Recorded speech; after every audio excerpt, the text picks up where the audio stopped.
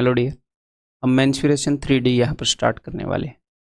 ये जो आपका सबसे पहला लेक्चर है मेंसुरेशन 3D का, इसके अंदर हम क्या करेंगे, जो हमारी बेसिक फिगर्स हैं जिनके ऊपर ये पूरा चैप्टर बेस्ड है, उनको हम समझने वाले हैं। उनको सिर्फ ऐसे नहीं समझने वाले कि मैंने बोर्ड के ऊपर डायग्राम बना दिया और आपने उसे समझ लिया, नहीं। उनको हम बहुत ही बेहतरीन एनिमेशन के द्वारा समझने वाले हैं कि कैसे उनका एरिया आया और क्यों आया, कैसे उनका कर्व सरफेस एरिया आया। हम ये सारी चीज़ें, मैं आपको जनरलाइज्ड फॉर्मूले भी बताऊंगा और मैं साथ में आपको बहुत ही बेहतरीन एनिमेशन के साथ भी दिखाऊंगा, ताकि आपके दिमाग में चीज़ें स्टिक बैठ जाएं और वो लॉन्ग टर्म तक रहें। ठीक है, तो इस वीडियो के अंदर आपने करना क्या है, इसके अंदर एक तो आपके फॉर्मूलाज़ के नोट्स बनेंगे। काफ़ी सारे मेन जो फॉर्मूले हैं वो इसी वीडियो के अंदर कवर हो जाएंगे। हालांकि आगे भी बहुत ज़्यादा वीडियोज़ आपको इस टॉपिक के अंदर मिलेंगी, तो वहाँ पर भी फॉर्मूले कवर होंगे। लेकिन जो बेसिक फॉर्मूले हैं, हमारी जितने भी बेसिक शेप्स होती हैं मेंसुरेशन 3D में, उनके फॉर्मूले आपको यहाँ पर मिल जाएंगे। ठीक है, तो आपने एक मूवी की तरह इंटरेस्ट लेकर इस वीडियो को देखना है और फिर नोट्स बनाने हैं आपने। जब जब मैं आपको बोलूँगा तब आपने इसके नोट्स बनाने हैं। बाकी इंटरेस्ट लेकर देखना है। बहुत ही प्यार से हम ये चीज़ें सीखने वाले हैं, बहुत ही इंपॉर्टेंट चीज़ें, बट बहुत ही इंटरेस्टिंग वे से। ठीक है, तो चलिए स्टार्ट करते हैं। तो देखो भाई, अपने पास जो हैं 3-4 तरह की फिगर होंगी मेंसुरेशन 3D के अंदर। अगर मैं उनको कैटेगरी वाइज डिस्ट्रीब्यूट करूँ तो उनको सबसे पहले मैं आपको कैटेगरी वाइज बताता हूँ। ठीक है, तो सबसे पहली जो कैटेगरी है वो है जी प्रिज्म्स। ठीक है, प्रिज्म कैसी फिगर है, जितनी भी फिगर्स आपके सामने दिख रही है उसको आप प्रिज्म बोल सकते हो। हाँ, मैथमेटिकली इनमें से एक फिगर को प्रिज्म नहीं बोलते हैं, थोड़ी देर में मैं आपको बताऊंगा। देखो, प्रिज्म वो फिगर है जैसे कि हमने कोई भी एक कागज़ का टुकड़ा लिया, चाहे वो किसी भी शेप में हो, कोई भी एक कागज़ का टुकड़ा लिया चाहे वो किसी भी शेप में हो, और वैसे वैसे कागज़ के टुकड़े मान लो हमने 500-600 ले लिए, तो मैंने उस कागज़ का टुकड़े को ज़मीन पर रखा, उसके ऊपर एग्जैक्टली वैसा ही एक कागज़ का टुकड़ा फिर उसके ऊपर रख दिया, फिर उसके ऊपर रख दिया, फिर उसके ऊपर रख दिया। उससे होएगा क्या, अगर आप एक कॉइन लेते हो, एक सिक्का लेते हो 1 रुपये का, एग्जैक्टली उस 1 रुपये के सिक्के के ऊपर उसी मॉडल का 1 रुपये का सिक्का रख दोगे, फिर 1 रुपये का सिक्का, फिर 1 रुपये का सिक्का, फिर 1 रुपये का सिक्का, तो क्या बन जाएगा, सिलेंडर बन जाएगा। सिंपल सी बात है? अगर आप एक स्क्वायर लेते हो, स्क्वायर के ऊपर स्क्वायर, स्क्वायर के ऊपर स्क्वायर, स्क्वायर के ऊपर स्क्वायर है, तो कुछ हाइट के बाद क्यूब बन जाएगा। तो प्रिज्म कैसी फिगर है, प्रिज्म वो फिगर है कि उसका जो बेस है उसको बार बार रिपीट किया जाता है उस फिगर को बनाने के लिए। उसका जो बेस है उसको बार बार रिपीट किया जाता है कुछ हाइट तक, तो प्रिज्म बन जाता है। यहाँ पर हमने क्या किया है, यहाँ पर हमने एक ट्रायंगल को रिपीट किया है। अब देखो, आप खुद देख सकते हो, नीचे से लेकर ऊपर तक एग्जैक्टली वैसी ही ट्रायंगल है, उसे हमने रिपीट किया है। एक बार फिर देखने का दिल कर रहा है, ये लो फिर देख लो। तो यहाँ पर हमने क्या किया है, हमने एक ट्रायंगल को रिपीट किया। यहाँ पर हमने किस चीज़ को रिपीट किया है, यहाँ पर बिकॉज मेजरमेंट तो दे नहीं रखी, तो आप ये बोल सकते हो रेक्टेंगल को रिपीट किया है या स्क्वायर को रिपीट किया है, फर्क नहीं पड़ता। बस हमने एक फिगर को बार बार रिपीट किया है, तो तब हमें जो फिगर मिलती है वो होती है मेरे भाई प्रिज्म। ठीक है, इंग्लिश में भी प्रिज्म, हिंदी में भी प्रिज्म, इन दोनों को प्रिज्म ही बोलते हैं। हाँ, मैथमेटिकली उसी फिगर को प्रिज्म बोलते हैं जिसके साइड वाले फेस रेक्टेंगल हो। इसके साइड वाले फेस क्या है, साइड वाला फेस मतलब कि जो साइड में दिख रहा है ये रेक्टेंगल है। यहाँ पर भी ये रेक्टेंगल है, ये वाला फेस जो आपको दिख रहा है ना। नीचे एक ट्रायंगल है, देखो नीचे एक ट्रायंगल है, उसके साइड में यहाँ पर एक रेक्टेंगल है, यहाँ पर एक रेक्टेंगल है, यहाँ पर एक रेक्टेंगल है। अगर मैं इनका नाम दूं, जैसे ए बी सी, तो नीचे ट्रायंगल है। ठीक है, अब ए बी डी ई, ये क्या है, ये एक रेक्टेंगल है जो ऐसे खड़ी है। इसको विजुअलाइज कर पा रहे हो कि नहीं, ये हवा में खड़ी है दोस्त, ऐसे ये रेक्टेंगल हवा में है। ऐसे ही ए सी एफ ई, ये थोड़ा सा पीछे जो चीज़ हमें नहीं दिख रही उस तरफ का फेस है। ए सी एफ ई, ये एक रेक्टेंगल है, और बी सी एफ डी, ये इस तरफ की रेक्टेंगल है। तो प्रिज्म का मैथमेटिकल डेफिनेशन तो ये है कि भैया एक ऐसी फिगर जिसके बेस को बार बार रिपीट किया जाए और साइड में रेक्टेंगल्स हो। तो उस हिसाब से ये मैथमेटिकली तो प्रिज्म नहीं है, लेकिन बना तो उसी तरीके से है, तो जो भी फॉर्मूला इनके ऊपर लगेगा वही फॉर्मूला इसके ऊपर लगेगा। तो अपने एग्जाम पॉइंट ऑफ व्यू से हम इनको एक कैटेगरी में डाल रहे हैं, ठीक है। मैथमेटिकल भी मैंने आपको बता दिया है, ठीक है। इन सब के ऊपर एग्जैक्टली एक फॉर्मूला लगेगा वॉल्यूम का, एग्जैक्टली एक फॉर्मूला लगेगा कर्व्ड सरफेस एरिया या लेटरल सरफेस एरिया का, टोटल सरफेस एरिया का, सबके ऊपर एक ही फॉर्मूला, एक ही अंडरस्टैंडिंग लगेगी, ठीक है। नेक्स्ट, ये फिगर कैसे बनी है भाई, इसका बेस कैसा है बताना जरा, हेक्सागन। तो हेक्सागन को बार बार हमने रिपीट किया और ये फिगर हमने अचीव कर ली। तो ऐसी फिगर जिसमें एक ही शेप को बार बार उसके ऊपर रखते हुए ऐसी एक 3D फिगर बनाई जाए तो उसे हम प्रिज्म बोलेंगे। आप इसको ऐसे ही बोल सकते हो कि ऐसी फिगर जिसका बेस और टॉप एग्जैक्टली सेम हो, लेकिन रियल चीज़ क्या होगी, उसी को बार बार रिपीट किया जाए। अदरवाइज मैं बेस पर हेक्सागन रख दूँ, टॉप पर हेक्सागन, बीच में कुछ और फंसा दूँ, प्रिज्म तो नहीं बनेगा, ठीक है। देन इसका बेस कैसा है, ट्रेपेजियम। तो ट्रेपेजियम के ऊपर ट्रेपेजियम रखोगे तो ही प्रिज्म बनेगा, क्लियर है। हाँ, यहाँ पर मैंने क्या रखा है, यहाँ पर मैंने एक एल शेप रख रखी है, तो एल शेप के ऊपर मैं एल शेप रखता गया तो ये भी एक प्रिज्म है, ठीक है। ए प्रिज्म विद यहाँ पर square base, a prism with circular base cylinder, a prism with triangular base, a prism with hexagonal षटकोण आधार का एक प्रिज्म, समलंब आधार का एक प्रिज्म, एल शेप आधार का एक प्रिज्म। प्रिज्म क्लियर है, आपको सिर्फ ये समझना है प्रिज्म क्या है। अब इसके बाद हम समझते हैं जी पिरामिड्स क्या है। अब पिरामिड क्या है, पिरामिड के अंदर हम करते क्या है, यहाँ पर एक सर्कल रखा है, प्रिज्म के अंदर क्या करते थे, सर्कल के ऊपर सर्कल, फिर सर्कल, फिर सर्कल, फिर सर्कल, ऐसे रखते जाएंगे। जी हाँ, बिल्कुल रखते जाएंगे। यहाँ पर भी सर्कल के ऊपर सर्कल के ऊपर सर्कल के ऊपर सर्कल, लेकिन जब हम ऊपर जाएंगे तो जो हम ऊपर वाला सर्कल रखेंगे वो थोड़ा सा छोटा रखेंगे, फिर उसके ऊपर वाला सर्कल रखेंगे वो थोड़ा सा छोटा, फिर थोड़ा सा छोटा, फिर थोड़ा सा छोटा, फिर थोड़ा सा छोटा, तो ऐसे करके नुकीला हो जाएगा। ऊपर जाते हुए जो हम सर्कल्स रखेंगे वो छोटे होते जाएंगे। तो एक बार एनिमेशन देखना, मैं कहना क्या चाह रहा हूँ, मैं ये कहना चाह रहा हूँ कि ऊपर भी सर्कल्स ही होंगे, बस वो इससे छोटे होंगे, क्लियर है। ऊपर भी सर्कल्स होंगे बट वो इससे छोटे होंगे। ऐसी शेप जिनमें जैसा बेस है वैसी ही शेप उसके ऊपर रखी जाए, बट एक यूनिफॉर्मिटी में छोटी। अब ऐसा नहीं है कि नीचे तो इतना बड़ा सर्कल रखा है, फिर इसके ऊपर इससे थोड़ा सा छोटा सर्कल रखा, फिर इसके ऊपर पिद दिशा रख दिया, तो ऐसा थोड़ी ना कौन बनेगा ऐसे ऐसे है। एक यूनिफॉर्मिटी में कम होते जाते हैं। अगर ये ऊपर वाला 1 सेंटीमीटर कम तो ऊपर वाला फिर 1 सेंटीमीटर कम, ऊपर वाला फिर 1 सेंटीमीटर कम, एक एपी में आप मान सकते हो, ठीक है। तो एक यूनिफॉर्मिटी में कम होते जाते हैं। तो ये कैसा, तो ऐसी फिगर्स जिनका बेस चाहे कुछ भी हो और ऊपर से नुकीली हो। नुकीली क्यों हो गई, क्योंकि वो शेप जो है छोटी होती जीरो हो गई, तो उसको नुकीला होना पड़ेगा, ठीक है। तो इन शेप्स को हम बोलते हैं मेरे भाई पिरामिड। मिस्र के पिरामिड देखे हैं, जहाँ पर मम्मीज वगैरह मूवी आपने देखी हो, मिस्र के पिरामिड वो कुछ इस टाइप के होते हैं, इसलिए उनको पिरामिड बोलते हैं। क्यों, क्योंकि उनकी शेप पिरामिड है, सिंपल लॉजिक है, ठीक है। तो मैथमेटिकली एक कौन पिरामिड नहीं होता, मैथमेटिकली पिरामिड वो सारी शेप्स होती हैं जिनका कैसा भी बेस हो लेकिन जो साइड है वो रेक्टेंगुलर हो, सॉरी रेक्टेंगल बोल दिया ना मैंने, साइड ट्रेंगुलर हो, ट्रेंगल्स हो, ठीक है, क्लियर है। बट ये जो है ये एग्जैक्टली वैसे ही इसके फॉर्मूलाज की अंडरस्टैंडिंग होगी जैसे इन सब की होगी, तो हमने इसी कैटेगरी के अंदर रख दिया अपने एग्जाम के लिए। तो ये कैसा एक पिरामिड है, एक ऐसा पिरामिड जिसका बेस जो है वो स्क्वायर है और उसके ऊपर से पॉइंटेड है, छोटा होता जाता है स्क्वायर। वो कैसा पिरामिड है भाई, वो एक ऐसा पिरामिड है जिसका बेस जो है वो एक ट्रायंगल है और ऊपर से छोटा होता जाता है, ठीक है, सिंपल सी बात है। ये एक कैसा पिरामिड है, ये एक ऐसा पिरामिड है जिसका बेस जो है वो हेक्सागन है और ऊपर छोटा होता हुआ जाता है। इसे भी देखना है एनिमेशन में, मज़ा आ जाएगा, है ना। ऊपर जाते हुए क्या होता जाता है, छोटा होता जाता है, एक हेक्सागन ही रहता है ऊपर जाते हुए, बिल्कुल छोटा, ठीक है।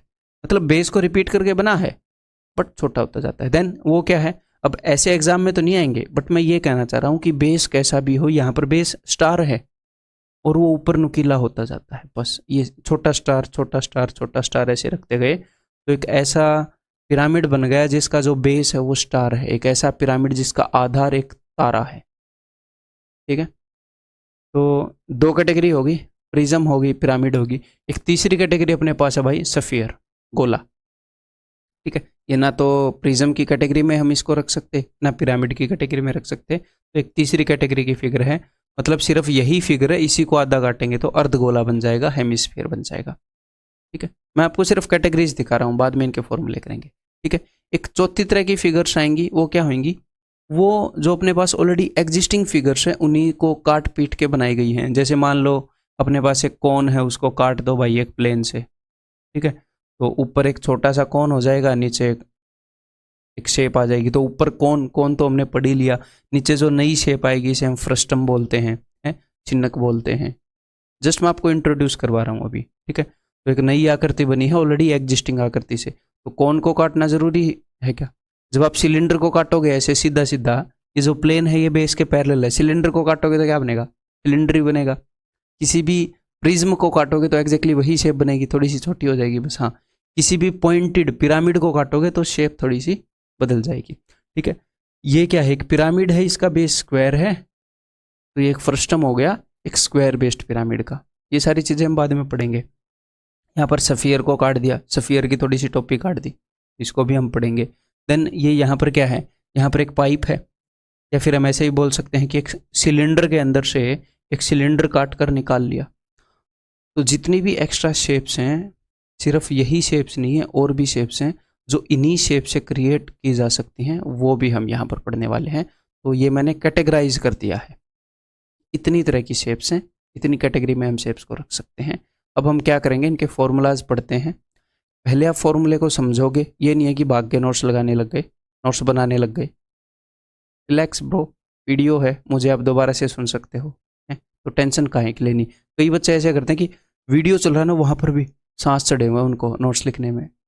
भाई रोक दो टीचर को, क्यों तंग हो रहे हो, वीडियो को स्लो कर लो, तेज कर लो, पॉज कर लो, कुछ भी आप कर सकते हो। तो रिलैक्स होकर देखना, एक बार समझना, उसके बाद पॉज करके नोट्स बना लेना, जल्दबाजी काहे की। चलो, और हाँ एक और बात देखो, एक तो होती है right shapes, right angular shapes, एक होती हैं ओब्लिक शेप्स। इनके बीच में फ़र्क क्या है, इनके बीच में हिंदी में अगर मैं इनको बताऊं तो एक तो समकोण आकृति होगी, एक गैर समकोण आकृति होगी। इसका मतलब क्या है, देखो ध्यान से, ये अपने पास एक कोण है और ये कोण की चोटी है, चोटी है, जी हाँ बिल्कुल चोटी है। ये नीचे वाले सर्कल का सेंटर है, तो ये जो ऊपर वाली चोटी का पॉइंट है ये एग्जैक्टली इसके ऊपर हो, तो मान लो मैं इसके डायमीटर को भी, नीचे वाले सर्कल के डायमीटर को भी खींचूं, मतलब कि 90 डिग्री बनाता हो, वो ऊपर जो अपनी नुकीली चोंच है उसका पॉइंट एग्जैक्टली इसके ऊपर हो, तो ये क्या होएगा, राइट सर्कुलर कोन हो जाएगा। हाँ, यहाँ पर इसकी ऊपर वाला पॉइंट तो ये है और नीचे वाले सर्कल का सेंटर ये है, तो देखो ये इसके एग्जैक्टली ऊपर नहीं है, ये इसके साथ कोई ना कोई एंगल बना रहा है, 60 डिग्री, 70 डिग्री, 65 डिग्री, 50 डिग्री, जो भी बना रहा होगा ये इसके साथ कोई ना कोई एंगल बना रहा है, तो इनको हम बोलते हैं ओब्लीग शेप्स। तो ऐसी शेप्स, ये नहीं है कि ये शेप्स मुश्किल हैं, इनका वॉल्यूम निकालने के लिए करना क्या है, इनकी हाइट ही निकालनी है। तो हाइट तो ईजिली ट्रिग्नोमेट्री का यूज़ करके आ जाएगी। एग्जामिनर अगर इसके बारे में पूछेगा तो हमें थीटा देगा, हमें ये वाला डिस्टेंस दे देगा, या फिर अपेक्स से बेस के सेंटर का डिस्टेंस दे देगा, हमें हाइट मिल जाएगी। बट ये हमारे सिलेबस में नहीं है, इसलिए हम इसको करेंगे नहीं। क्लियर है, तो हमारे सिलेबस में ये वाली शेप्स हैं। ऐसे ही ये तो मैंने आपको बता दिया जी पिरामिड के बारे में। ऐसे ही प्रिज्म के बारे में देखो, तो ये क्या है, ये एक सिलेंडर है, एक बेलन है, इसका जो बेस है सर्कल है, एक वृत्त है, इसका सेंटर और ऊपर वाले जो बेस का सेंटर है वो एग्जैक्टली एक दूसरे के ऊपर हैं, एग्जैक्टली 90 डिग्री बना रहे, एक दूसरे के ऊपर हैं बिल्कुल। हाँ, ये क्या है, ये टेढ़ा है। अब ये टेढ़ा कैसे बनेगा, आप एक पाइप लो, एक पाइप लिया, उसको बिल्कुल सीधा काटोगे, समझ पा रहे हो, आपने एक पाइप लिया, उसको एक, ये हमारे पास बम्बू है, एक ऐसा पाइप जो आपने देखा होगा आपके घर में, बाथरूम से ऊपर की तरफ जाता है, नीचे की तरफ जाता है, जहाँ पर भी जाता है। इस पाइप को अगर मैंने ऐसे काट दिया सीधा सीधा, ठीक है, तो क्या बन जाएगा, ये बन जाएगा दोस्त एक राइट प्रिज्म, एक राइट सर्कुलर सिलेंडर। लेकिन इसी पाइप को मैंने ऐसे काट दिया, ऐसे तिरछा,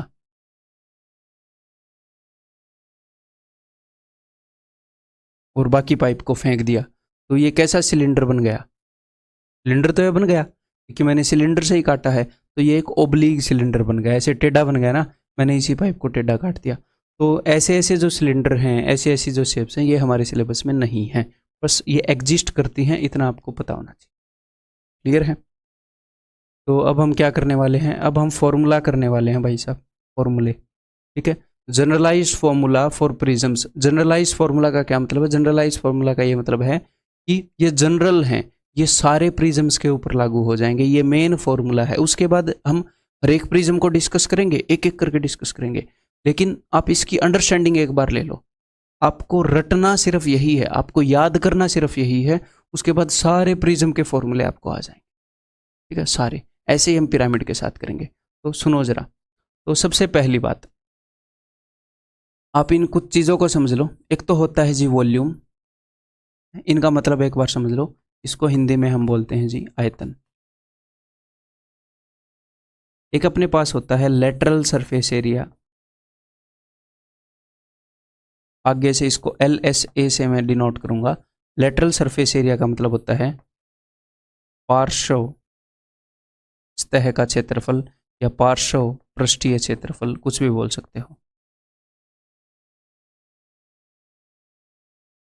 इनके मतलब मैं आपको बताऊंगा, टेंशन ना लो, और वैसे आपको पता भी होंगे। ठीक है, then next we have total surface area.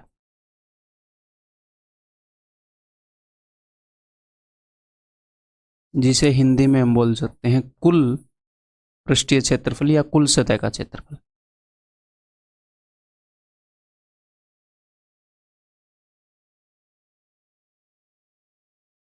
ठीक है, अब इनके मतलब सुन लो। जैसे एरिया का क्या मतलब होता है? एरिया का मतलब तो अब तक आप जान चुके हो, मैंने आपको बताया था। एरिया का मतलब है कि भाई कोई भी 2D शेप है, ठीक है, उसने ये कितनी क्वांटिटी में ये जो इलाका है ये घेर रखा है, कितनी क्वांटिटी में, उसको हम रिप्रेजेंट करेंगे कि भैया इस ट्रायंगल ने जो एरिया घेर रखा है वो बड़ा है, या इस सर्कल ने जो एरिया घेर रखा है वो बड़ा है। ये हमें कैसे पता चलेगा? हमने क्वांटिटी बनाई, इसने जो इलाका घेर रखा है और इसने जो इलाका घेर रखा है उसको हम रिप्रेजेंट करने लगे एरिया से।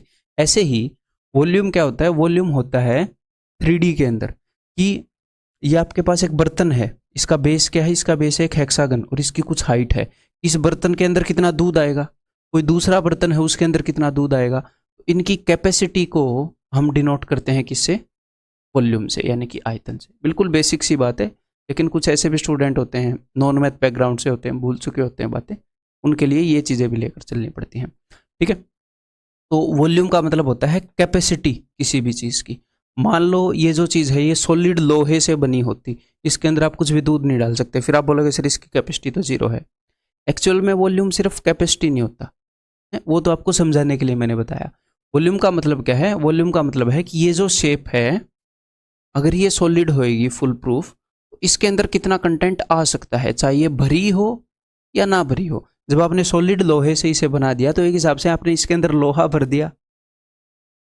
इस शेप की कैपेसिटी तो उतनी ही है, मान लो 5 लीटर की है, आपने उसके अंदर लोहा भर दिया, लोहे से सॉलिड बना दिया। अब इसमें दूध नहीं डल सकता, लेकिन इसमें 5 लीटर लोहा तो डला हुआ है। तो एक हिसाब से कि इसके अंदर कंटेंट कितना है, कितने लीटर इसके अंदर आ सकता। आपका रूम है, आपका रूम भरा नहीं, आपके रूम के अंदर कितनी हवा आ सकती है, कितना टोटल स्पेस है, उस स्पेस की क्वांटिटी, उस स्पेस की मात्रा कितनी है, उसको डिनोट करते हैं हम किससे? हम वॉल्यूम से डिनोट करते हैं। ठीक है, lateral surface area, lateral surface area होता है लेटरल सरफेसिस का एरिया। लेटरल यानी कि साइड वाले जितने भी सरफेस हैं। अगर मैं इस फिगर की बात करूं तो इसके टॉप में क्या है? इसके टॉप में है एक हेक्सागन। इसके बेस में क्या है? इसके बेस में है एक हेक्सागन, षटकोण है, षटभुज है। और इसके साइड में क्या है? रेक्टेंगल, आयतें हैं। देखो जरा ध्यान से, रेक्टेंगल्स हैं। तो इसके साइड में लेटरल सरफेस एरिया क्या है? साइड वाले सरफेसिस का एरिया। अगर यही सरफेस कर्ड होता, मेरे को एक बात बताओ, जब हम रेक्टेंगल का निकालते हैं तो क्या निकालते हैं? पेरीमीटर।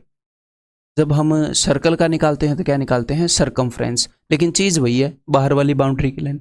वो कर्ड है इसलिए उसको सरकमफ्रेंस बोलते हैं। किसी भी कर्ड चीज़ की लेंथ अगर हमने निकालनी है तो हम सरकमफ्रेंस बोलेंगे, ताकि बंदे को पता लग जाए सरकमफ्रेंस पूछा है यानी कि कर्ड की लेंथ पूछी है, ठीक है, टर्मिनोलॉजी है मैथ के अंदर, ठीक है, परिधि पूछी है। तो ऐसे ही अगर यहाँ पर होएगा जी सिलेंडर, सिलेंडर के अंदर क्या होएगा, सिलेंडर के अंदर जो बेस है वो सर्कुलर है, ठीक है, नीचे भी सर्कल ऊपर भी सर्कल, तो जो साइड वाली फेस है वो क्या है, वो ऐसे घुमावदार होएंगी, तो वहां पर हम जिस टर्म का यूज करेंगे वो हम यूज करेंगे कर्ड, कर्ड सरफेस एरिया, ठीक है।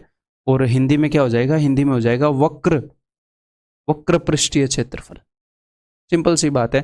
तो lateral surface area, curved surface area, इसका मतलब है साइड वाले जितने भी फेसिस हैं, टॉप और बॉटम को छोड़कर साइड वालों का जो एरिया है वो, ठीक है। नेक्स्ट टोटल सरफेस एरिया, तो टोटल सरफेस एरिया तो भाई सिंपल हो गया, क्या टोटल हो गया। तो जो भी आपने लेटरल निकाला है, लेटरल के अंदर आपने क्या क्या छोड़ा था, तो बेस छोड़ा था, एक टॉप छोड़ा था, तो लेटरल के अंदर बेस और टॉप का एरिया जोड़ दो, वो आ जाएगा टोटल सरफेस एरिया। तो total surface area is lateral surface area plus area of bottom and top, that's it. बाकी जितने भी एक्स्ट्रा फॉर्मूले हैं वो हम फिगर के साथ करेंगे। तो एक बार हम जनरलाइज फॉर्मूले यहाँ पर कर लें, मैंने आपको ये चीज़ें समझा दी, ठीक है। अब जो हिंदी वाले हैं वो भाई साहब साथ साथ लिखते रहिएगा आप, जैसे मैंने वॉल्यूम बोला है तो आप आयतन लिख लीजिएगा, ठीक है। तो किसी भी प्रिज्म का जो है वो वॉल्यूम वो किस चीज़ पर डिपेंड करता है, मेरे को बताओ, इसके अंदर कितना दूध आएगा ये किस चीज़ पर डिपेंड करता है, ये डिपेंड करता है इसका जो बेस है वो कैसा है और कितना बड़ा है। मेनली तो मैटर करता है कितना बड़ा है, चाहे कैसा भी हो। तो इसका बेस जो है वो कितना बड़ा है, अगर इसका बेस इतना सा है तो कम दूध आएगा, थोड़ा सा बड़ा होता तो ज़्यादा दूध आता, ठीक है। तो इसके अंदर कितना दूध आएगा वो डिपेंड करता है कि इसका बेस जो है वो कितना एरिया घेरता है और कितनी हाइट तक घेरता है। अगर ये बर्तन थोड़ा और ऊंचा होता तो थोड़ा और दूध आ जाता, थोड़ा और ऊंचा होता तो और दूध आ जाता, थोड़ा कम ऊंचा होता थोड़ा कम दूध आ जाता। तो वॉल्यूम डिपेंड करता है बेस के ऊपर और इसकी हाइट पर, सीधी बात है। तो volume of any prism is equal to area of base into height, ठीक है।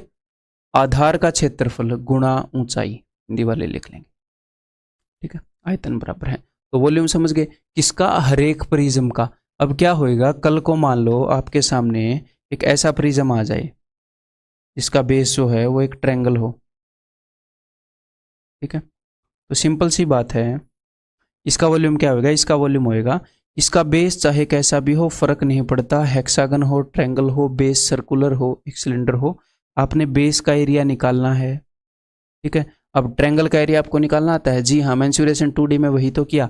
हेक्सागन का एरिया निकालना आता है, जी हाँ। तो जो बेस है वो कोई ना कोई 2D शेप होगा और जिसका एरिया हम निकालने सीख चुके हैं 2D के अंदर, area of the base into height आपको एग्जामिनर देगा, वॉल्यूम आ जाएगा, सिंपल सी बात है। नेक्स्ट अपने पास जो चीज़ है that is curved surface area या फिर लेटरल सरफेस एरिया, ठीक है। सिलेंडर के केस में, कौन के केस में कर्व्ड हो जाएगा, ठीक है। तो मैं इसको लेटरल सरफेस एरिया लिख रहा हूँ, पार्श्व पृष्ठीय क्षेत्रफल या पार्श्व सतह का क्षेत्रफल, ठीक है। तो आप जिस रूम के अंदर बैठे हैं उसकी छत को हटा दो, उसके फर्श को हटा दो, जो चारों दीवारें हैं वो कुछ ऐसी ही होंगी, मैं ये नहीं बोल रहा लाल होंगी, शेप में ऐसी होंगी, ठीक है। तो वो कुछ ऐसी ही होंगी, इसी शेप में होंगी, सिर्फ आपकी रूम की दीवारें हैं। अब कुछ बच्चे ऐसे ही बोलते हैं सर गेट लगे हैं, खिड़की लगे हैं, उनको एक बार इग्नोर कर दो, ठीक है। हम पूरे एरिया पर फोकस कर रहे हैं अभी, तो कुछ ऐसा ही सीन होएगा, जी हाँ। तो अगर मैं इस पूरी आकृति का एरिया निकाल लूँ, बिकॉज मैं टॉप और बॉटम को हटा चुका हूँ, तो लेटरल सरफेस एरिया आ जाएगा, है? तो हम देखते हैं आकृति बनती कैसे है। लेटरल सरफेस एरिया डिपेंड किस पर करता है, वॉल्यूम निकालने के लिए तो हमें क्या करना पड़ा था, वॉल्यूम निकालने के लिए तो हमने बेस को रिपीट करवाना पड़ा था, कितनी बार, जितनी भी उसकी हाइट है उतनी बार। तो ये बनवाने के लिए हमें किसको रिपीट करवाना पड़ेगा, क्या बेस के ऊपर बेस रखोगे तो ये बनेगा, एक बार दिमाग लगाओ। अगर आप बेस के ऊपर बेस रखोगे तो पूरी आकृति बन जाएगी, पता लग जाएगा उसके अंदर कितना दूध आ सकता है, पूरा कंटेंट कवर हो जाएगा। वो फिगर कैसे बनेगी, वो फिगर बनेगी अगर मैं सिर्फ और सिर्फ पेरीमीटर लूँ। आप ऐसे इमेजिन करो, मैंने कर क्या रखा है, मैंने एक पतली सी तार ली, ठीक है। पतली सी तार से आपका जो रूम है, आपका रूम आप ऐसे मान लो एक क्यूबॉइड जैसा है, मैं कहना क्या चाह रहा हूँ, नॉर्मली क्यूबॉइड जैसा ही होएगा, कि आपके रूम का जो फर्श है ऐसे मान लो वो एक रेक्टेंगल की शेप में है, तो जो आपके रूम का फर्श है वो एक रेक्टेंगल, एक आयत की शेप में है। मैंने एक तार ली और एग्जैक्टली मैंने उतनी ही बड़ी एक रेक्टेंगल बना ली। आपके जो फर्श के कोने हैं उन कोनों के साथ साथ मैंने वो तार बिछा दी, ठीक है, ऐसा कुछ। तो मेरी जो तार है वो कहाँ पर यूज हुई है, वो यूज हुई है पेरीमीटर पर। फर्श फर्श पर नहीं बिछाई, सिर्फ कोनों पर, जहाँ से दीवारें स्टार्ट होती हैं, फर्श और दीवार जहाँ पर मिलती है वहाँ पर मैंने बिछा दी। तो वो तार कहाँ पर यूज हुई, पेरीमीटर पर। अब उस तार के ऊपर बिल्कुल पतली सी तार है, मैंने एक और तार रख दी। यहाँ पर आपको मोटी दिख रही होगी, लेकिन मैंने एक और रख दी, मैंने एक और रख दी, मैंने एक और रख दी, और मैं रखता ही चला गया ऐसे। तो क्या होएगा, तार के ऊपर तार तार तार तार, आपका पूरा रूम तार तार तार, पूरे रूम में छत तक तार हो जाएंगी। तो क्या आपके रूम का लेटरल सरफेस एरिया कवर हो गया कि नहीं? अब आपको दीवारें दिख रही हैं ऐसा करने के बाद? नहीं दिख रही। तो मतलब मैंने सारा लेटरल सरफेस एरिया कवर कर लिया। क्या मैंने आपकी छत पर भी तार लगाई है? जी नहीं। मैंने आपके फर्श पर तार लगाई है? जी नहीं।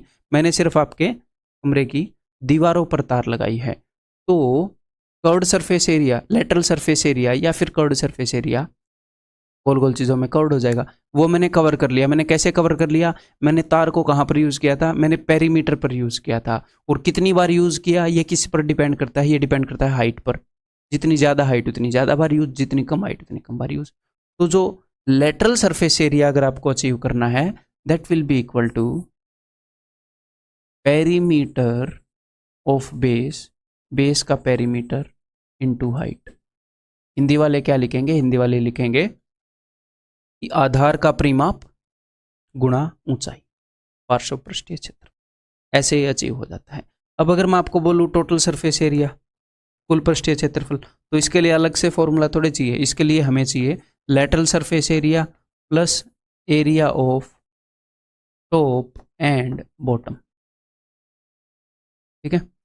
तो कुल पृष्ठीय क्षेत्रफल क्या हो जाएगा? पार्श्व पृष्ठीय क्षेत्रफल जमा आधार और टॉप को क्या बोलेंगे, जो भी उसका सिर है, उसके दोनों सिरों का एरिया। ऐसे आप लिख लोगे, आधार पार्श्व पृष्ठीय क्षेत्रफल जमा दोनों सिरों का क्षेत्रफल, ठीक है। क्लियर है ये फॉर्मूले? बढ़िया बात है। अब हम आगे बढ़ते हैं भाई। नेक्स्ट अब हम जनरलाइज फॉर्मूले करने वाले हैं जी पिरामिड्स के लिए। सारी पिरामिड के ऊपर ये लागू होंगे, चाहे पिरामिड का बेस ऐसा हो ऐसा हो ऐसा हो, कैसा भी पिरामिड हो, सबके ऊपर ये लागू होंगे, ठीक है। ये पिरामिड्स का आधार कार्ड है, सबके ऊपर ये लागू हो रहा है। चलो, तो सबसे पहली बात भाई, पिरामिड का वॉल्यूम। तो जो पिरामिड का वॉल्यूम है, इसको डिराइव करने के वेज तो हैं, बहुत वेज हैं मुझे पता है, लेकिन इतने इंटरेस्टिंग नहीं है, इतने मज़ेदार नहीं है कि अपने सिलेबस के अंदर हम कवर करें। इंट्यूटिव वे भी मेरे पास हैं, बट वो मज़ा नहीं आएगा। तो इसलिए इसका फॉर्मूला आप क्या करो, रट लो। वो रटना ही पड़ेगा, उन वेज से जनरलाइज नहीं कर पाते हम, उतने मज़ेदार नहीं कर पाते। तो आपने क्या ध्यान रखना, आप ये ध्यान रखो कि अगर, ध्यान से सुनिएगा, अब अगर मैं एक प्रिज्म बनाऊं एग्जैक्टली सेम बेस के साथ, यहाँ पर भी एग्जैक्टली उतना ही बड़ा सर्कल है, यहाँ पर भी उतना ही बड़ा सर्कल है बेस पर, ठीक है। अगर मैं एक प्रिज्म बनाऊं उसी सर्कल के साथ, उसी हाइट का, हाइट सेम लग रही है, हाँ जी हाँ सेम है, उसी बेस का और उसी हाइट का, और मैं एक पिरामिड बनाऊं उसी बेस का और उसी हाइट का, तो कुल मिलाकर मेरे पास एक प्रिज्म है, एक पिरामिड है, दोनों का बेस सेम है, दोनों की हाइट सेम है, तो इससे 3 गुना दूध आएगा इसके अंदर। तो आपको एग्जैक्टली 3 बार पिरामिड को दूध से भरकर इसके अंदर डालना पड़ेगा, तब जाकर ये पूरा भरेगा, ठीक है। तो मैं कहना क्या चाह रहा हूँ, सेम बेस हो सेम हाइट हो, तो प्रिज्म का जो वॉल्यूम है वो 3 गुना होता है, उसका जो वॉल्यूम है वो कितना होता है, 1/3 होता है। इससे कंपेयर करोगे तो हर एक पिरामिड का, यहाँ पर एक पिरामिड है जिसका बेस स्क्वायर है, ये कुछ हाइट तक गया है, यहाँ पर एक प्रिज्म बना लो जिसका बेस एग्जैक्टली इतना ही बड़ा स्क्वायर हो उसी हाइट तक, तो उसका वॉल्यूम 3 गुना होएगा, इसका वॉल्यूम 1/3 होएगा। ये ज़्यादा हेल्प करेगा याद रखने में। तो किसी भी पिरामिड का वॉल्यूम, किसी भी प्रिज्म का वॉल्यूम क्या था, प्रिज्म का वॉल्यूम था area of base into height. तो मेरे को बताओ जनरलाइज फॉर्मूला क्या होएगा पिरामिड के वॉल्यूम के लिए?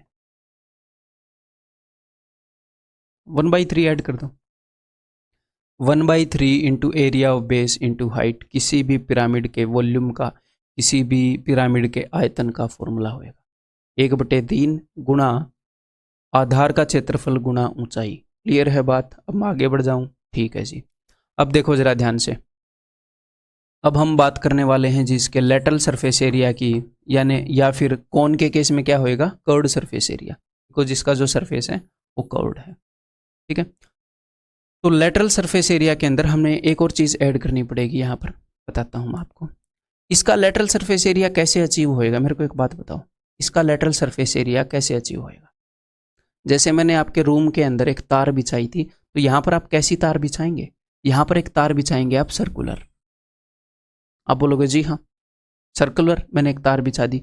अब उसके ऊपर अगर आपने इतना ही बड़ा सर्कल रख दिया, इतना ही बड़ा सर्कल, तो क्या हो जाएगा? तो हो जाएगा भाई साहब एक प्रिज्म तैयार हो जाएगा, पिरामिड तो तैयार नहीं होएगा।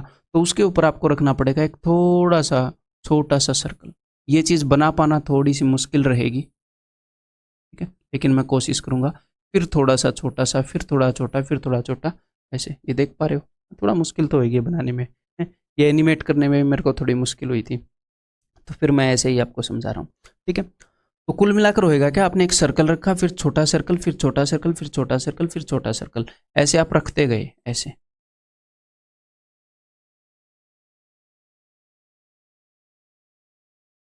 ऐसे मैं बीच बीच के सर्कल आपको बनाकर दिखा रहा हूँ, इनके बीच में और भी सर्कल्स हैं, लेकिन मैं ये बनाकर दिखा रहा हूँ। ठीक है, ऐसे आप रखते गए रखते गए।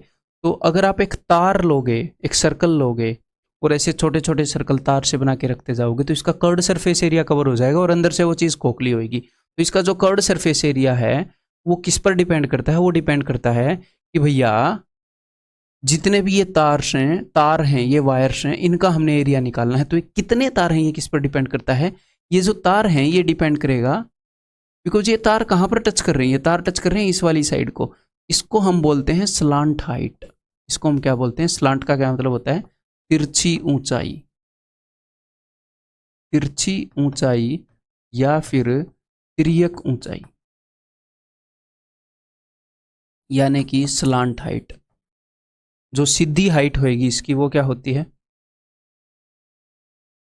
ये इसकी हाइट है नॉर्मली। अगर आपको वॉल्यूम निकालना है तो हम इस हाइट को यूज़ करेंगे, हैं?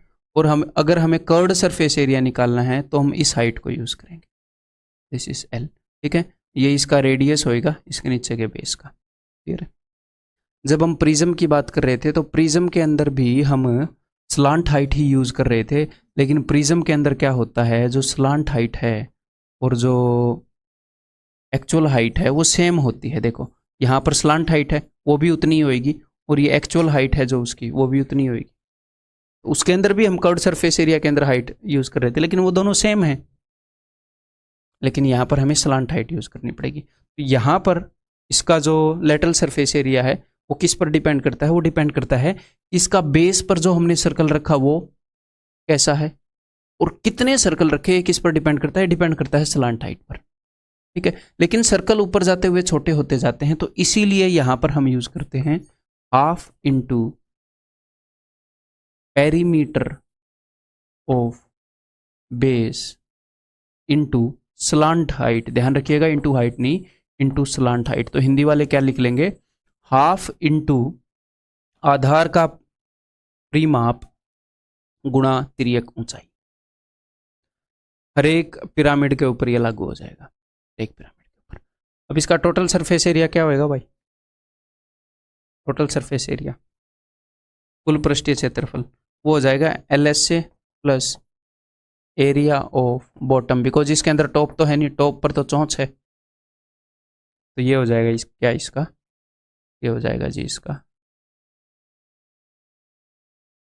क्लियर है? समझ में आ गई बात? अब मैं आगे बढ़ूं, इसके लिए भी एग्जैक्टली सेम फॉर्मूले सारे फॉलो होंगे। क्या आपको बेस का एरिया निकालना आता है? इनका जो भी बेस होगा वो एक 2D फिगर होगा, तो उसका एरिया आप निकाल सकते हो, मेंसुरेशन 2D में सीख चुके हैं। क्या उसका पेरीमीटर आप निकाल सकते हो, मेंसुरेशन 2D में सीख चुके हैं। तो आपको सब कुछ पता है 3D फिगर के बारे में, बस इतनी नॉलेज होनी बाकी थी, उसके बाद आप निकाल सब कुछ लोगे। अब हम क्या करेंगे, अब हम इसको एक बार देखेंगे। ठीक है, अब हम आगे बढ़ते हैं। अभी हम ये करेंगे, हम एक एक फिगर को पकड़ेंगे और उस फिगर के जो स्पेसिफिक फॉर्मूले हैं, अभी तक हमने जनरलाइज फॉर्मूले किए हैं, स्पेसिफिक फॉर्मूले मैं आपको नहीं बताऊंगा, मैं तो बताऊंगा लेकिन पहले आप कोशिश करेंगे मेरे से पहले बताने की, ठीक है, बिकॉज मैं आपको जनरलाइज फॉर्मूले बता चुका हूँ, तो उस स्पेसिफिक फिगर के आप फॉर्मूले मुझे बताएंगे। तो ठीक है, तो सबसे पहले आप मुझे बताइए कि वॉल्यूम क्या होएगा। ये एक क्यूबॉइड है, क्यूबॉइड यानी कि एक घनाभ। एक घनाभ कैसे बनता है, हम लेते हैं जी एक रेक्टेंगल, इसका बेस कैसा है, एक रेक्टेंगुलर है। हम एक रेक्टेंगल लेते हैं, उसके ऊपर एक और रेक्टेंगल रखते हैं, एक और एक और एक और एक और, ऐसे रखते रखते रखते हम क्या करते हैं, एक क्यूबॉइड बना देते हैं। एक रेक्टेंगल के ऊपर रेक्टेंगल रखो, ठीक है, सिंपल सी बात है। तो इसका वॉल्यूम क्या हो जाएगा भाई, बताओ जरा, आयतन क्या हो जाएगा।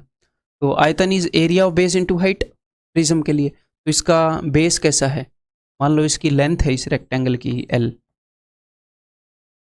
और इस रेक्टेंगल की ब्रेड्थ है जी B, और हमने जिस हाइट तक ये रेक्टेंगल के ऊपर रेक्टेंगल रखी हैं ये है H। तो इसका बेस कैसा है, इसका बेस है L into B, area of base. Height कितनी है H, तो इसका वॉल्यूम कितना हो गया, L into B into H। हमने ये रट के रखने हैं, लेकिन ये आए कहाँ से यही पता होना चाहिए। ये अंडरस्टैंडिंग आपको काम देगी कई क्वेश्चंस के अंदर, ठीक है। नेक्स्ट, इसका लेटरल सरफेस एरिया क्या होगा, बताओ जरा। लेटरल सरफेस एरिया का फॉर्मूला क्या था, perimeter of the base into height. तो इसका बेस का पेरीमीटर क्या होगा, तो सबसे पहले आप क्या देखोगे, इसका बेस है कैसा, शेप में कैसा है जी, रेक्टेंगल है, आयत है। तो आयत का पेरीमीटर क्या होता है, 2 इंटू एल प्लस बी, ये होता है। तो ये क्या हो गया, perimeter of the base into height, तो इनटू एच। ये क्या हो जाएगा इसका, ये हो जाएगा ये इसका lateral surface area, perimeter of the base into height, simple सी बात है जी हाँ। तो अब इसका टोटल सरफेस एरिया क्या हो जाएगा, आप बोलोगे जी टोटल सरफेस एरिया हो जाएगा lateral surface area plus area of base and top, area of bottom and top. Lateral surface area, उसके बाद बेस का एरिया ऐड कर दिया और टॉप का एरिया ऐड कर दिया। तो लेटरल सरफेस एरिया क्या है, लेटरल सरफेस एरिया है ये 2 into L plus B into H, plus इसका बेस कैसा है भाई साहब, बेस है जी रेक्टेंगल। टॉप कैसा है, टॉप है रेक्टेंगल। बेस पर जैसी रेक्टेंगल होएगी टॉप पर भी वैसी रेक्टेंगल होएगी। आधार पर जैसी आयत होएगी टॉप ऊपर भी वैसी ही आयत होएगी। तो बेस का एरिया कितना है, L इंटू बी। टॉप का एरिया कितना होएगा, L इंटू बी। तो 2 इंटू एल इंटू बी। तो एक बार इन सबको सॉल्व कर लें हम, ये हो जाएगा जी 2LH 2BH प्लस 2LB। अगर मैं इसको ठीक से अरेंज करूं और 2 कॉमन ले लूं तो LB plus BH plus HL। तो इस चीज़ को आपने रट के रखना है, ये आया कैसे वो मैंने आपको बता दिया, बट ये जो चीज़ है रटी हुई होनी चाहिए, ठीक है। इसके अंदर एक पैटर्न है, टोटल सरफेस एरिया क्या है 2 इंटू, और इस 2 को मत भूल जाना, जो नए नए बच्चे हो कई बार 2 को ही भूल जाते हैं, सिर्फ अंदर वाले को याद रखते हैं। 2 into LB BH HL, LB plus BH plus HL। LBH में से पहले वाले 2, फिर अगले वाले 2, फिर H के साथ L की जोड़ी HL, ठीक है। ये चीज़ याद रखोगे जी हाँ बिल्कुल।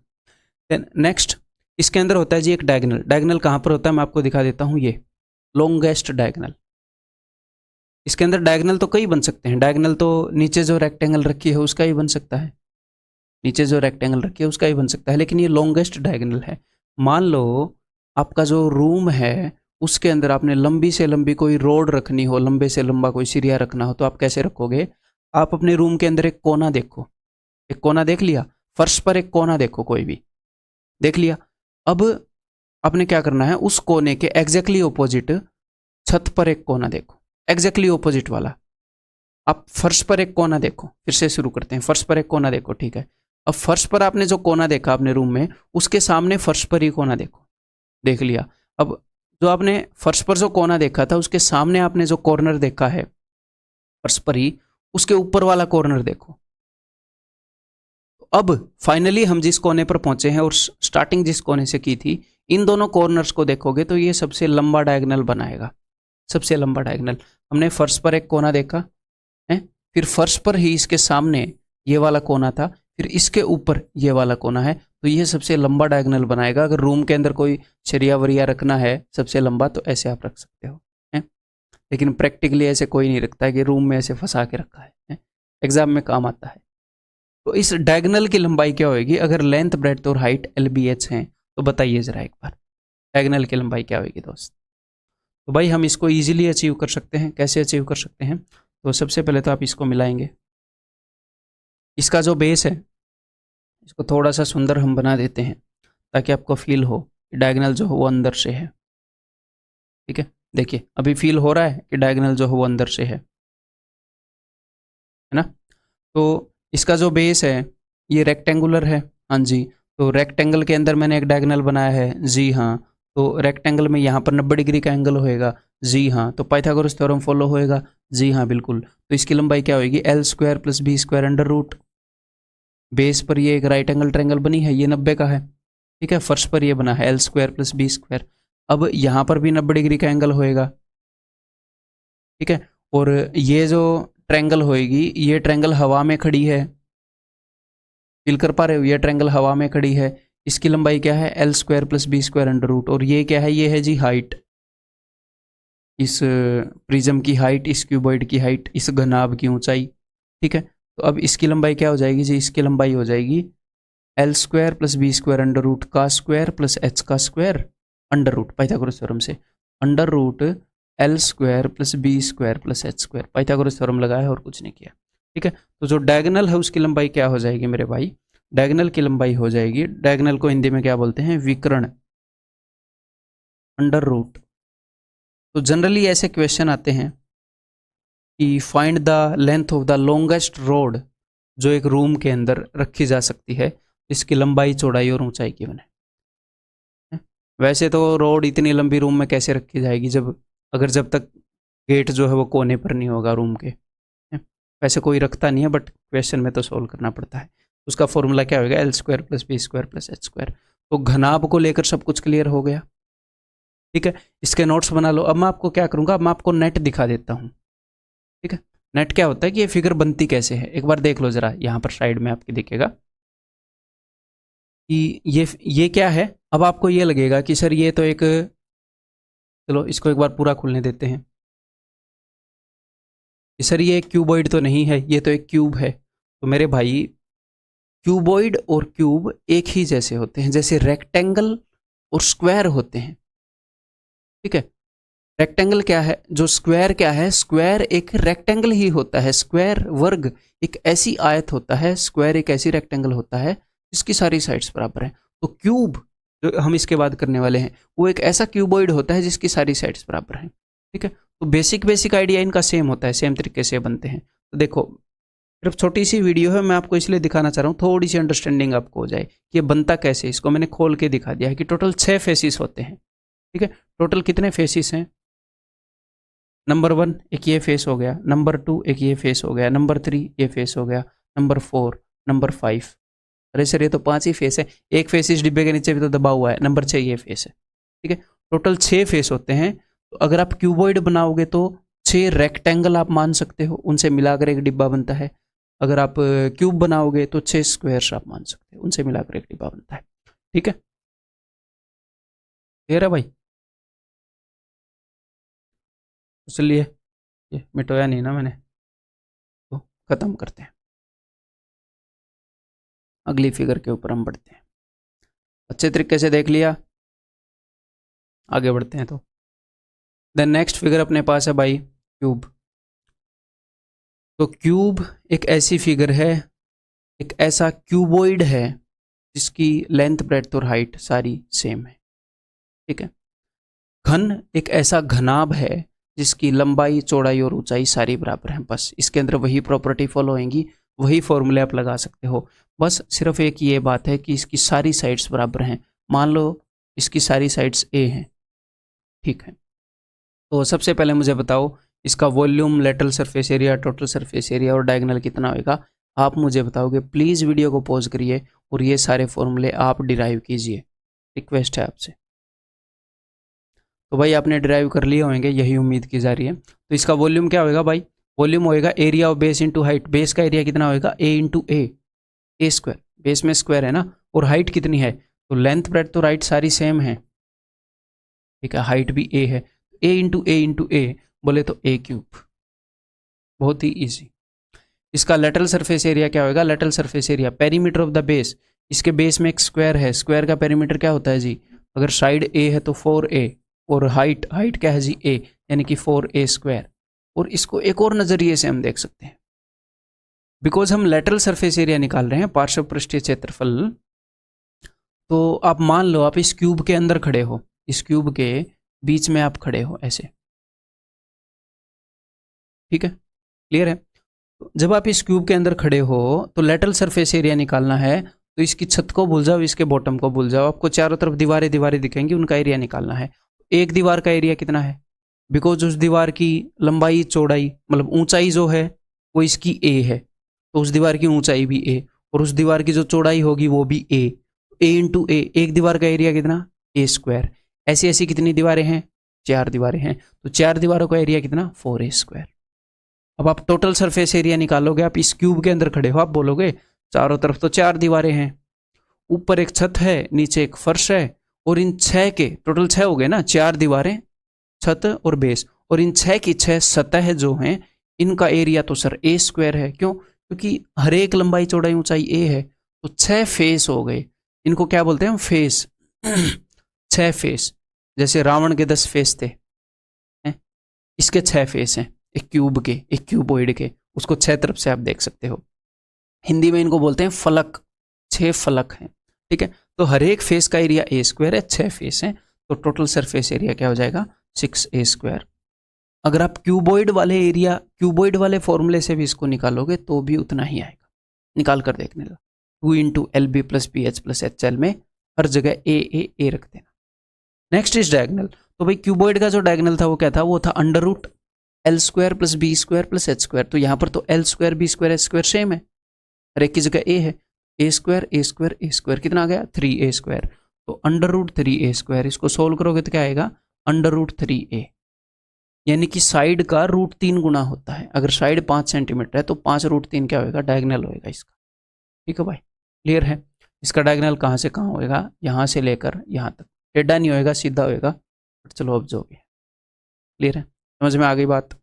अब इसके लिए नेट दिखाने की जरूरत नहीं है, क्यूबॉइड का नेट दिखाया था ना, हाँ, बाकी फिगर्स का दिखाऊंगा, टेंशन ना लो। देन नेक्स्ट अपने पास एक और प्रिज्म आ गया भाई साहब। अगला प्रिज्म है जी सिलेंडर, यानी कि बेलन। जो आपका गैस का सिलेंडर है उसका नाम सिलेंडर कैसे पड़ा, उसका नाम सिलेंडर इसीलिए पड़ा क्योंकि वो इस शेप का है, ठीक है। जो बेलन जिससे रोटी बनाते हैं, इसका नाम बेलन क्यों पड़ा, क्योंकि बेलन सिलेंड्रिकल शेप का ही है, ठीक है। तो 2 सिलेंडर तो आपके, या 2 बेलन तो आपके रसोई घर में ही हो गए। चलो, तो ये सिलेंडर है, इसका बेस भी सर्कुलर है, इसका आधार भी एक वृत्त का है, इसका टॉप भी एक वृत्त का है, क्लियर है। तो इसकी कुछ चीज़ें देख लेते हैं। बेस सर्कुलर है, सर्कल के अंदर क्या क्या चीज़ें होती हैं, सर्कल के अंदर होता है सिर्फ और सिर्फ रेडियस, ठीक है। और क्या होएगी, इसकी एक हाइट होएगी जी, ये क्या है, इसकी हाइट, ये इसकी ऊंचाई, ठीक है। सुंदर बनाना अपना बिल्कुल काम है भाई, सुंदर बिल्कुल की हाइट अंदर से गई है, ऐसे मैं आपको दिखाना चाहता हूँ, ठीक है। तो किसी भी सिलेंडर को डिफाइन करने के लिए हमें 2 चीज़ें चाहिए, ठीक है। क्या, कि भैया उसका जो बेस है, उसकी डायमेंशंस। किसी भी प्रिज्म को डिफाइन करने के लिए हमें 2 चीज़ें चाहिए होती हैं। क्या 2 चीज़ें, कि बेस कैसा है और कितनी हाइट है, खत्म, वो डिफाइन हो जाता है। तो बेस कैसा है, सर्कुलर है, सर्कल को डिफाइन करने के लिए एक ही चीज़ चाहिए कि भैया रेडियस इतना है और इसकी हाइट इतनी है, खत्म, ठीक है। और ये राइट सर्कुलर है, बिल्कुल सीधा खड़ा है, टेढ़ा नहीं है, टेढ़े वाले अपने सिलेबस में नहीं है, ठीक है, ठीक है भाई। तो अब इस सिलेंडर के आप सारे फॉर्मूले करोगे, एक बार लिख दो यार मेरे बताने से पहले। देखो मैं आपको जनरलाइज फॉर्मूले बता चुका हूँ। तो इसका वॉल्यूम क्या होएगा भाई, इसका वॉल्यूम होएगा area of base into height. Area of base कितना है, सर्कल है, पाई आर स्क्वायर, हाइट कितनी है, h, तो it is pi R square into H, pi R square H, रटा हुआ होना चाहिए। Volume of a cylinder pi R square H, area of base into height. Curved surface area, अब यहाँ पर कर्व्ड सरफेस एरिया आ गया, क्यों, बिकॉज ये घुमावदार चीज़ है इसलिए कर्व्ड, लेटरल किसी का कर्व्ड आ गया, वक्र पृष्ठीय क्षेत्रफल आ गया। तो इसके बेस का perimeter, perimeter of base into height, तो बेस का पेरीमीटर, बेस में क्या है इसके, सर्कल, सर्कल का circumference 2 pi R into H, तो कर्व्ड सरफेस एरिया क्या हो गया, 2 pi R H. Total surface area, total surface area होता है curved surface area plus area of bottom plus top. इसका बॉटम कैसा है, सर्कुलर, टॉप कैसा है, सर्कुलर। सर्कल का एरिया पाई आर स्क्वायर, लेकिन यहाँ पर तो 2 सर्कल हैं, एक नीचे एक ऊपर, तो 2 पाई आर स्क्वायर, तो 2 पाई आर स्क्वायर ठीक है, इनमें से मैं क्या कॉमन ले लूँ, इनमें से मैंने कॉमन ले लिया 2 pi R, 2 pi R, 2 pi R, तो बच क्या गया अंदर आर प्लस एच। तो ये रटा हुआ होना चाहिए, ये भी पता होना चाहिए, ये भी रटा हुआ होना चाहिए, 2 pi R into R plus H. यहाँ पर 2 पाई आर एच होता है, यहाँ पर 2 pi R into R plus H. Total sir रटा हुआ होना चाहिए, यूज होता है। ठीक है, डायरेक्ट फॉर्मूला मतलब डायरेक्ट ये नहीं है, डायरेक्ट अगर मुझे इसका रेडियस और हाइट गिवन हो और मुझे पूछ रखा हो कि भैया टोटल सरफेस एरिया बताओ, तो मैं ऐसे भी निकाल लूंगा, लेकिन कई बार ये फॉर्मूला यूज हो जाता है, यूजफुल रहता है क्वेश्चन सोल्व करने में, तो रट लेना इसको, अभी लिख लो इसे। ठीक है, अब अगर कोई बंदा आपको ये बोले कि भाई मैंने इस सिलेंडर के अंदर सबसे लंबी रोड रखनी है, तो मैं कैसे रख सकता हूँ बताओ। एक डंडी रखनी है इस सिलेंडर के अंदर सबसे लंबी है, तो कैसे रखी जा सकती है, वो रखी जा सकती है भाई यहाँ से लेकर यहाँ तक। ठीक है, टेढ़ी होगी ना थोड़ी, वो डंडी कहाँ पर रखी जा सकती है, इसकी हाइट को भी रेज कर देते हैं हम।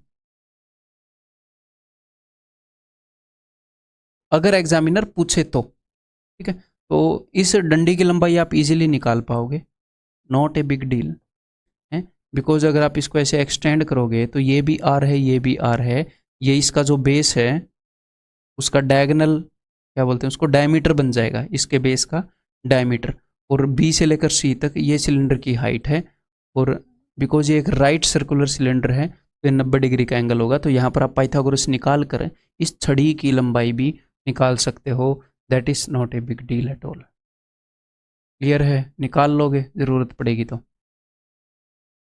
ठीक है भाई, अब आगे बढ़ते हैं, इसके बारे में सब कुछ हमने कवर कर दिया है।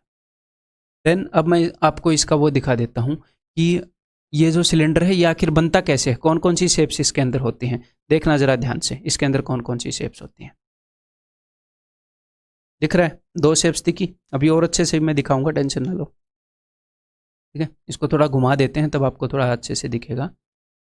हाँ जी, तो थोड़ा सा ऊपर भी उठा देते हैं, ऐसी कोई बात नहीं है, ये लो। जी हाँ, तो एक जो सिलेंडर है वो कौन कौन सी शेप से बना हुआ होता है। मान लो ये आपके पास सिलेंडर है, ये इसका जो टॉप है वो कैसा है, वो एक सर्कल है, आपको बताया है। इसका जो बॉटम है वो भी एक सर्कल है। अगर मान लो आपके पास एक सिलेंडर है, उसको आप ऐसे कैंची से काट दोगे, मान लो वो खोखला है, उसके टॉप और बॉटम पर कुछ नहीं लगा है, टॉप मैंने निकाल कर यहाँ रख दिया, बॉटम निकाल कर मैंने यहाँ रख दिया, अगर आप कैंची से काटोगे तो वो ऐसे एक रेक्टेंगल बनेगी। ये क्या है, ये है इसकी हाइट, ये रेक्टेंगल की हाइट है, और जब मैंने इसको काटा तो ये सर्कुलर पार्ट ऐसे खुल गया, तो ये वो पूरा सर्कुलर पार्ट है। मान लो इसका रेडियस आर है, मान लो इसका रेडियस आर है, तो ये जो बेस पर जो सर्कल है इस पूरे का सरकमफ्रेंस क्या होएगा, रेडियस आर है तो सरकमफ्रेंस क्या होएगा परिधि 2 पाई आर। तो अगर मैं इसको कैंची से काटूंगा तो ये पूरी रेक्टेंगल ऐसे खुल जाएगी, तो ये 2 पाई आर ही है, यहाँ से लेकर यहाँ तक। तो एक सिलेंडर बनता कैसे है ये भी आपको पता होना चाहिए। अभी मेरे पास कोई पेज अगर पड़ा है यहाँ पर स्पेयर, तो मैं आपको दिखा भी देता हूँ। ये अपने पास पूरा पेज है, ये पेज है, तो इसको ऐसे सिर्फ जैसे बचपन में आप दूरबीन बनाते थे, that is a cylinder. Clear, थोड़ा सा अजीब सा सिलेंडर बना है बट ये सिलेंडर बना है। तो जब आप एक सिलेंडर को खोलते हो तो एक रेक्टेंगल बनता है, ये आपको पता होना चाहिए भाई साहब। ठीक है, तो मेरे ख्याल सिलेंडर कैसे बनता है ये आपको क्लियर हो गया होगा।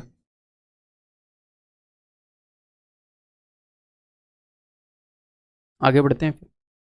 नेक्स्ट अपने पास है जी एक शंकु, जिसके अंदर शंका की कोई गुंजाइश नहीं है। ठीक है, कौन, तो कौन क्या है, कौन इज ए पिरामिड, पिरामिड की कैटेगरी में हमने इसको रखा। मैथमेटिकली इसको पिरामिड नहीं मानते, क्यों नहीं मानते, क्योंकि इसके साइड में ट्रेंगल्स नहीं है जी, मैंने पहले आपको बताया था। ठीक है, तो कौन की क्या क्या डायमेंशंस होती हैं एक बार देख लेते हैं भाई। कौन के बेस में एक सर्कल होता है, तो सर्कल की एक ही डायमेंशन होती है कि रेडियस। ठीक है, मैंने बिल्कुल सेंटर में तो नहीं लिया ना, इस बोर्ड के अगर साइड में खड़े रहो ना, एक अजीब सा एंगल बनता है।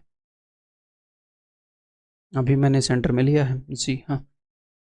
टीचर की जो ड्राइंग है वो भी थोड़ी अच्छी होनी चाहिए, क्यों अच्छी होनी चाहिए, ताकि जो विजुअलाइजेशन है उसमें हेल्प मिलती है उससे। ठीक है, ये नहीं है कि मैथ का टीचर है तो इंग्लिश उसकी ठप पड़ी है उसके डायग्राम भी ठप पड़े हैं, तो उतना मज़ा नहीं आएगा बच्चों को, विजुअलाइजेशन उतनी अच्छी नहीं हो पाएगी। थोड़ी सी क्रिएटिविटी हो तो थोड़ा इंटरेस्ट आता है। तो ये कौन है, कौन के बेस में सर्कल है, सर्कल का एक ही डायमेंशन होता है क्या, रेडियस, और ये मैंने कौन की मान ली है जी हाइट। लेकिन कौन के अंदर एक और चीज़ के साथ मैंने आपको इंट्रोड्यूस किया था, मान लो ये ओ है, ये ए है, ये बी है, इसके साथ मैंने आपको इंट्रोड्यूस किया था ये स्लांट हाइट के साथ।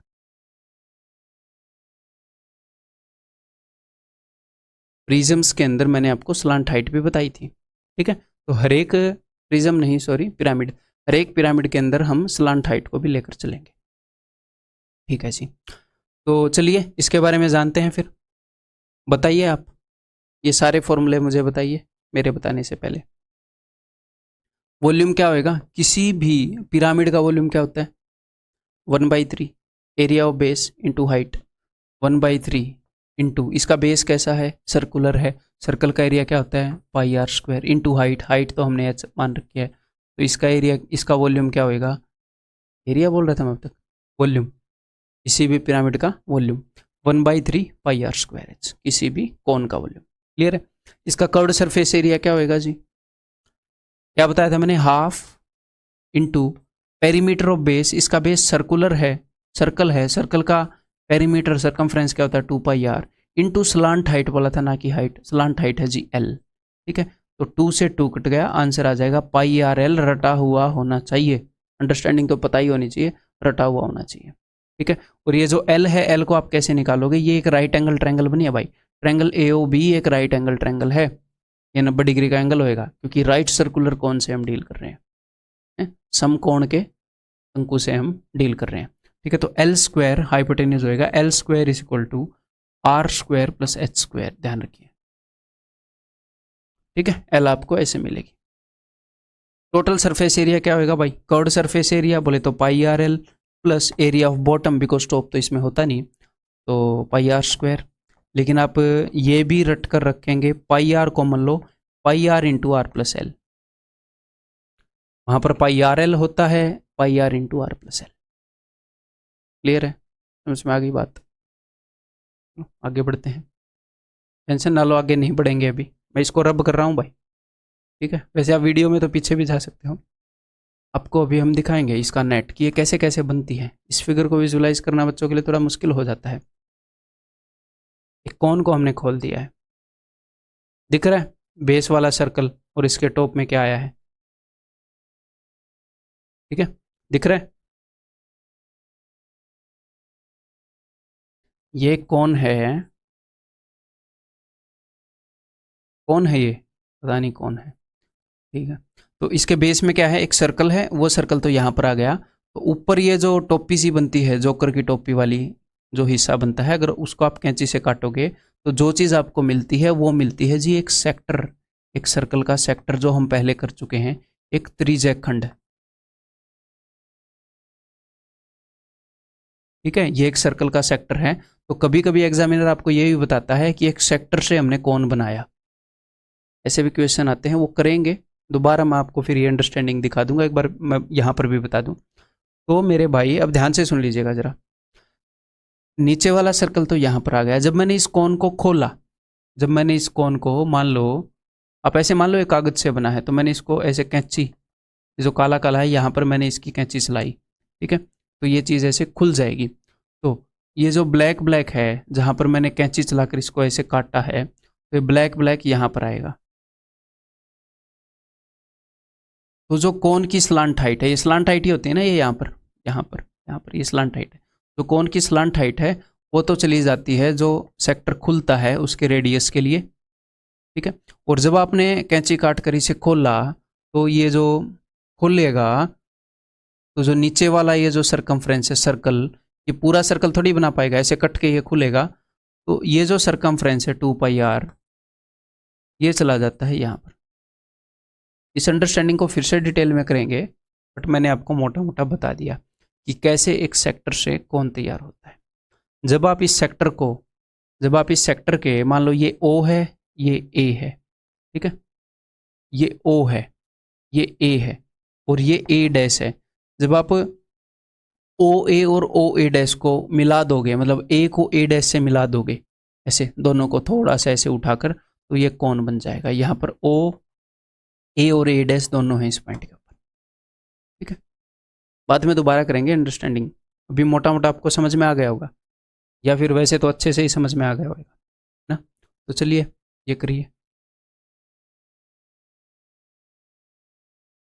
ठीक है, तो चलिए भाई, कौन की अंडरस्टैंडिंग क्लियर है। अब हम आगे चलते हैं। नेक्स्ट अपने पास है जी टेट्राहेड्रॉन। अब टेट्रा का क्या मतलब है? टेट्रा का मतलब है जी 4, 4। और हेड्रॉन का क्या मतलब है? हेड्रॉन का मतलब है जी फेस। चतुष का क्या मतलब है? चतुष का मतलब है जी 4। और फलक का क्या मतलब है? फलक मैंने बताया था फेस, फेस साइड में। जैसे अपना एक क्यूब है, क्यूब के अंदर कितने फलक होते हैं, कितने फेस होते हैं जी? क्यूब के अंदर 6 फेस होते हैं।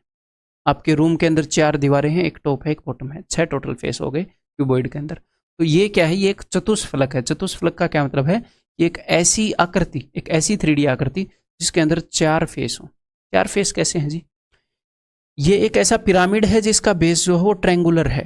तो एक फेस तो नीचे हो गया ट्रायंगल में, जी हाँ। एक ट्रायंगल ऐसे साइड में उठी हुई, एक ट्रायंगल ऐसे साइड में उठी हुई, एक पीछे। मैं एक बार आपको इनके नाम बता दूं। एक ट्रायंगल तो हो गई बेस में, कौन सी? ट्रायंगल ए बी सी दिख रही है, जी हाँ। एक ट्रायंगल हो गई जो इस वक्त इस साइड मेरी तरफ है, जो ट्रायंगल ओ ए बी। एक ट्रायंगल हो गई जो मेरे से दूसरी तरफ है, ट्रायंगल ओ बी सी। एक ट्रायंगल है जो पीछे है, एक त्रिभुज पीछे है जो हमें दिख नहीं रहा, ठीक है, वो है ओ ए सी। तो टोटल 4 इसके फेस हैं, इसलिए हम इसको टेट्राहेड्रॉन बोल देते हैं। इसको हम चतुष्फलक बोल देते हैं। क्लियर है? तो ये एक ऐसी पिरामिड है जिसका बेस जो है वो क्या है? वो ट्रायंगुलर है, त्रिभुजाकार है। ठीक है, ये हम आगे कैसे आगे, अच्छा मैंने इसके अंदर वो वाला चीज लिखा नहीं। तो इसका वॉल्यूम क्या होएगा? इसका आयतन, तो भैया इसका आयतन होएगा 1/3 into area of base into height. Examiner क्या करेगा? देखो, जो बेस है वो क्या है? ट्रायंगल है। ट्रायंगल एक तरह की तो होती नहीं, एक तरह की होती है ट्रायंगल, नहीं होती। कोई ट्रायंगल स्केलन होएगी, कोई राइट एंगल ट्रायंगल होएगी, आइसोस्केलस ट्रायंगल होएगी, इक्विलेटरल ट्रायंगल होएगी। 99% क्वेश्चन इक्विलेटरल ट्रायंगल से आता है, लेकिन ना भी आए तो हमें कोई फर्क नहीं पड़ता। क्यों? क्योंकि अगर वो क्वेश्चन पूछेगा तो वो इन्फॉर्मेशन देगा उस क्वेश्चन को सोल्व करने की, तो सिंपल सी बात है। ठीक है, तो ट्रायंगल चाहे स्केलन हो, यानी कि जिसकी एक भी साइड बराबर ना हो, आइसोस्केलस हो चाहे 2 साइड बराबर हो, इक्विलेटरल हो या राइट एंगल ट्रायंगल हो, इसका वॉल्यूम हमेशा उसी फॉर्मूले से निकलेगा 1/3 into area of base into height. तो जैसी भी वो बेस में ट्रायंगल देगा उसका एरिया निकालने के लिए इंफॉर्मेशन देगा, और हर एक तरह की ट्रायंगल का एरिया निकालने के लिए आप सक्षम है। मेंसुरेशन 2D में हम कर चुके हैं। ठीक है, जनरली वो इसके अंदर इक्विलेटरल ट्रायंगल देता है। इक्विलेटरल ट्रायंगल की अंडरस्टैंडिंग हम कर लेंगे। जनरलाइज चीज मैंने आपको बता दी कि जैसे भी ट्रायंगल दे दे फर्क नहीं पड़ता, डजंट मैटर, हमें एरिया निकालना आता है। 1/3 into area of base into height. बस एक छोटी सी बात हो जान लो कि ये जो चोंच होती है ये कहाँ पर होती है। मैंने क्या बताया था? किसी भी पिरामिड के अंदर ये चोंच कहाँ पर होगी? जो अपने सिलेबस में है उसके अंदर, अपने सिलेबस में राइट सर्कुलर है, ओब्लिक नहीं है। तो ये चोंच है वो बेस वाली फिगर के सेंटर पर होती है। अब ट्रायंगल का सेंटर क्या होता है? सेंट्रोइड। ठीक है, तो ट्रायंगल के यहां से अगर मैं एक हाइट खींचूंगा सीधी सीधी, तो वो ट्रायंगल के सेंट्रोइड पर आएगी। बस आपको इतनी अंडरस्टैंडिंग होनी चाहिए कि सेंट्रोइड के ऊपर वो होएगा। जो अगर हम हाइट निकालेंगे इस पिरामिड की, तो जो इसकी टॉप वाली चोंच है उससे लेकर हम सेंट्रोइड तक लाइन खींचेंगे, उस डिस्टेंस को हम बोलेंगे हाइट। क्लियर है? अब मैं क्या करूंगा? अब मैं इसके बेस को, अब ये जो टेट्राहेड्रॉन है इसका बेस कैसा भी हो सकता है दोस्त। अब मैं इसके बेस को मान रहा हूं ये tetrahedron with equilateral triangular base, एक ऐसा चतुष्फलक जिसका जो आधार है वो एक समबाहु त्रिभुज है। उसके फॉर्मूले एक बार कर लेते हैं। जनरलाइज फॉर्मूले तो मैंने आपको बताई है। चाहे कैसा भी ट्रायंगल हो, वॉल्यूम क्या होएगा? 1/3 into area of base into height. चाहे कैसा भी ट्रायंगल हो, जो इसका लेटरल सरफेस एरिया है वो क्या होएगा? 1/2 into perimeter of base into plant height. ठीक है, अब स्लांट हाइट हम कैसे निकालेंगे, ये कैसे निकालेंगे, थोड़ी देर में करने वाले हैं, टेंशन ना लो, ठीक है। कैसा भी ट्रायंगल हो, टोटल सरफेस एरिया क्या होगा, lateral surface area plus area of bottom, ठीक है। अब इक्विलेटरल के साथ हम सब कुछ करेंगे और उसके बाद एक और फिगर करेंगे इसी के अंदर, ठीक है, टेंशन ना लो। चलो भाई, तो एक इक्विलेटरल ट्रायंगल है जिसका बेस जो है वो, उसकी साइड है जी ए, ठीक है।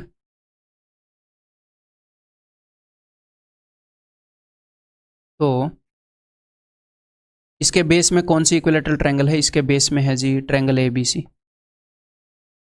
ठीक है। तो इसका टॉप व्यू मैं यहाँ से दिखा रहा हूँ, अगर आप इस ट्रायंगल को ऊपर से देखोगे तो कुछ ऐसा दिखेगा, ठीक है। तो अगर मैं यहाँ से एक मीडियन खींच दूँ, यहाँ पर इक्विलेटरल ट्रायंगल मैंने C से AB पर खींची है, तो मैंने ये काम किया है, इसको मैंने नाम दे दिया है जी D।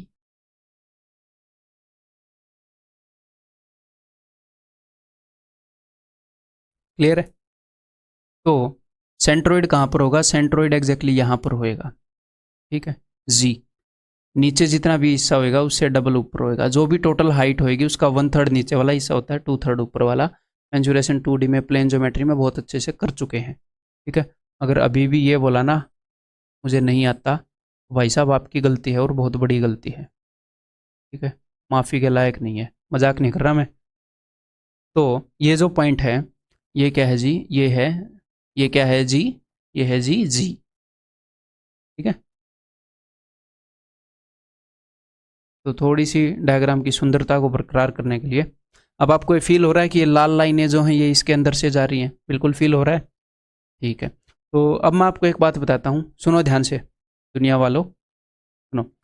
नीचे जो ट्रायंगल है वो कैसी है, वो इक्विलेटरल ट्रायंगल है, उसके हर एक साइड का माप क्या है, A, ठीक है जी, बिल्कुल। और ये जो OZ है इसको हम क्या बोलेंगे, इसको हम बोलेंगे, दूसरे कलर से मैं डिनोट कर देता हूँ, इसको मैं बोलूँगा जी हाइट। ये क्या है, ये ब्लू कलर दिख रहा है, इसके ऊपर दिख रहा है, OZ क्या है, हाइट, ठीक है। OC, अब दो तरह के डाउट आते हैं स्टूडेंट को, क्या डाउट आते हैं, अब ध्यान से सुन लीजिएगा, ये डाउट बड़ा भयंकर आता है।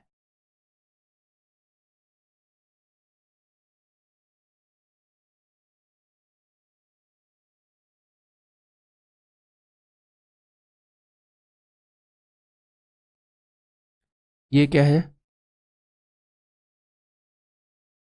हाँ जी, अब सुनो ध्यान से, ये आपके सामने पिरामिड है, जी हाँ पिरामिड है, इसमें से मैं स्लांट हाइट किसको लूँ, मैं OB को लूँ या मैं OD को लूँ। ये जो पिरामिड है इसके बेस पर एक ट्रायंगल है और इसके ऊपर भी एक ये ट्रायंगल, कौन सी वाली ट्रायंगल, OBC, एक ये ट्रायंगल OAB और एक पीछे ट्रायंगल OAC।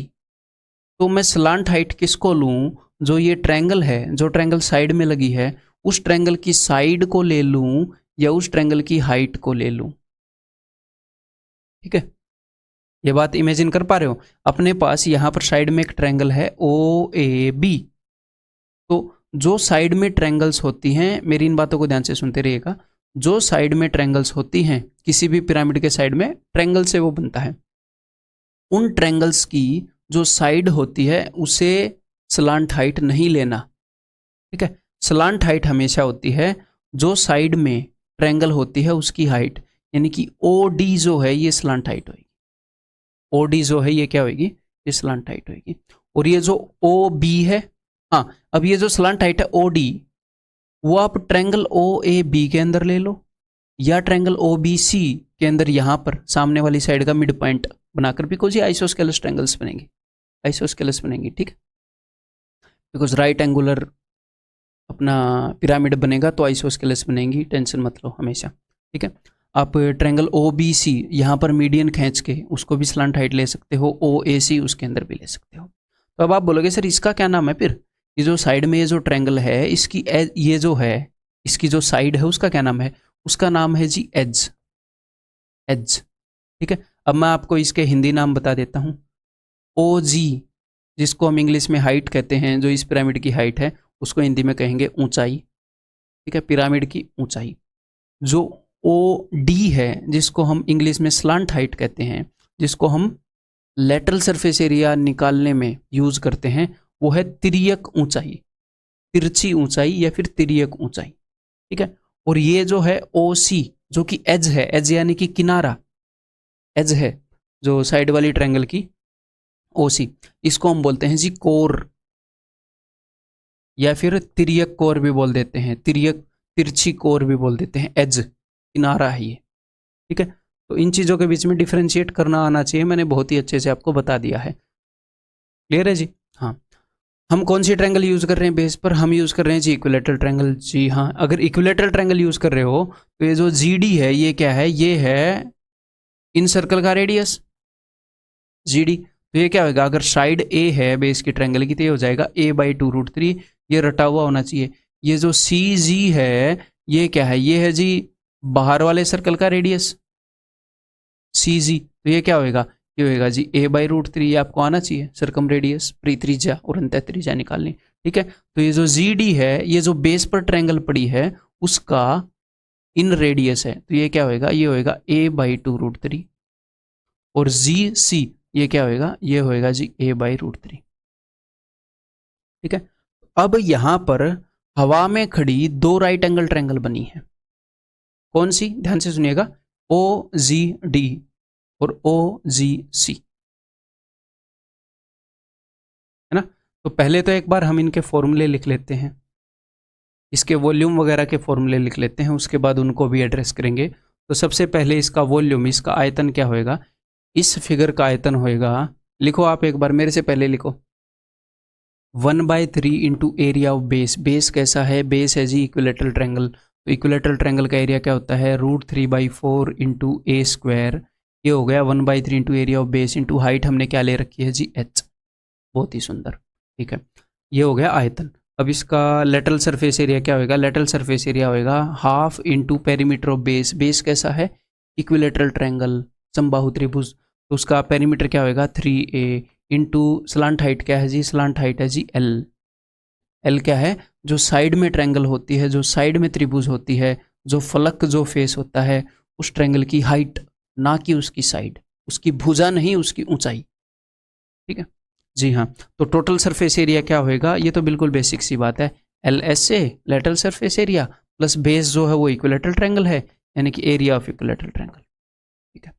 तो अब हम बात करने वाले हैं इसकी स्लांट हाइट कैसे निकालें, इसकी एज कैसे निकालें, क्योंकि कभी कभी वो एज दे देगा, एज फॉर्मूले में तो यूज नहीं होती, बट वो एज की लंबाई दे देगा, तो उससे भी तो यहां पर आना है। तो देखो, in triangle OGD, triangle OGD के अंदर, OGD एक राइट एंगल ट्रायंगल है, जहां पर राइट एंगल ये रहा जी पर OGD, ये राइट एंगल ट्रायंगल है। तो हाइपोटेन्यूज क्या है? हाइपोटेन्यूज है जी L। L² is equal to h² plus, ये हाइपोटेन्यूज है h² प्लस यहाँ पर क्या है? a/2√3 का स्क्वायर। अब कुछ स्टूडेंट इन चीज़ों को रटने की कोशिश करते हैं, मैं आपको बता रहा हूँ सीधा सीधा ऑनेस्टली, ये चीज़ें मेरे को याद नहीं है, मैंने ये नहीं रट रखा। जब भी मेरे को क्वेश्चन करना होएगा मेंटली भी मैं फिगर बना सकता हूँ, क्योंकि अरे दिख तो रहा है स्लांट हाइट कहाँ पर है, दिमाग में दिख जाता है, ठीक है, थोड़ी प्रैक्टिस के बाद। हाँ, बस मुझे इतना पता है कि यहाँ पर जितनी भी राइट एंगल ट्रायंगल बनती हैं उनका मुझे बहुत अच्छे से पता है। मेरे को ये याद रहता है कि यहाँ पर स्लांट हाइट है, यहाँ पर एज है, ये वाला सर्कम रेडियस है, ये वाला इन रेडियस है। ये सारी चीज़ें, ये जो अंडरस्टैंडिंग है ये याद रहनी ज़रूरी है। तो अब आप करोगे क्या? आप बार बार ये डायग्राम बनाओगे। अब क्या करोगे? बार बार ये डायग्राम बनाओगे। अभी अगर आप 5-6 बार ये डायग्राम बना लोगे ना, और एक बार ये सारे फॉर्मूले डिराइव करके देख लोगे, तो तुरंत कॉन्फिडेंस आ जाएगा। इनको रटने की ज़रूरत बिल्कुल भी नहीं है, इनको रटने की ज़रूरत बिल्कुल भी नहीं है, ठीक है। Next, in triangle OGC, in triangle OGC, कौन सी triangle? OGC, right angle triangle, ये राइट एंगल, वो हाइपोटेन्यूज। तो यहाँ पर क्या रिलेशन है? यहाँ पर है एज का स्क्वायर, यानी कि तिर्यक कोर का जो स्क्वायर है, that is equal to height का स्क्वायर प्लस a/, तो जब इन चीज़ों की ज़रूरत पड़ेगी a/√3 का स्क्वायर, तो हम इनको यूज़ करेंगे। जहाँ जहाँ पर भी राइट एंगल ट्रायंगल है, जिसकी ज़रूरत पड़ेगी उसको यूज़ करेंगे। अगर स्लांट हाइट का जिक्र करेगा तो स्लांट हाइट वाली को यूज़ करेंगे, अगर एज का जिक्र करेगा तो एज वाली को यूज़ करेंगे। और नीचे तो हमें पता ही है ये अंतःवृत्त की त्रिज्या है, ये परिवृत्त की त्रिज्या है, ये इन रेडियस है, ये सर्कम रेडियस है। ठीक है, समझ में आ गई बात? जी हाँ, आ गई होगी अब तक समझ में। इसी फिगर के ऊपर थोड़ा सा और काम करेंगे। अब तक हम जिसके ऊपर बात कर रहे थे वो क्या था? वो था टेट्राहेड्रॉन। अब हम जिसके ऊपर बात करेंगे, मैं इसको रब कर रहा हूं भाई, ठीक है। अब हम जिसके ऊपर बात करेंगे वो होएगा रेगुलर टेट्राहेड्रॉन। रेगुलर पॉलीगन और पॉलीगन में फर्क पता है? रेगुलर पॉलीगन कौन सा होता है? रेगुलर हेक्सागन कौन सा होता है? जिसके सारे एंगल इक्वल हों, सारी साइड इक्वल हों। ऐसे ही रेगुलर टेट्राहेड्रॉन का क्या मतलब है? जिसके सारे हेड्रॉन, जिसके सारे फेस इक्वल हों। हिंदी में इसको क्या बोलेंगे? समचतुष्फलक। इसका क्या मतलब है कि भैया ये वाली साइड भी ए है, ये वाली साइड भी ए है, ये वाली साइड भी ए है। जितनी भी एज हैं उन सारी एज की लंबाई जो है वो सेम है।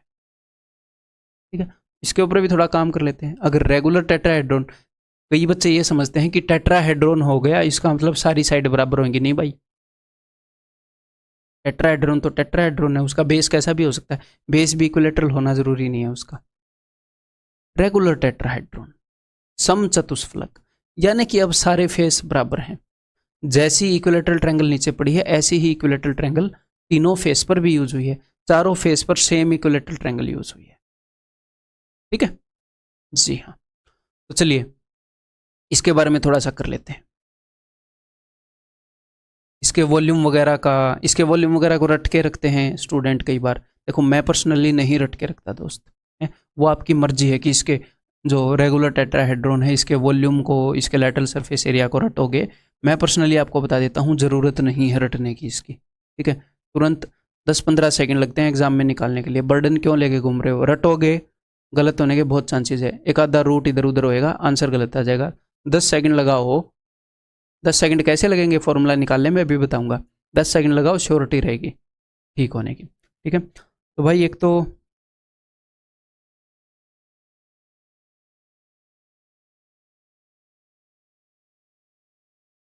ठीक है जी,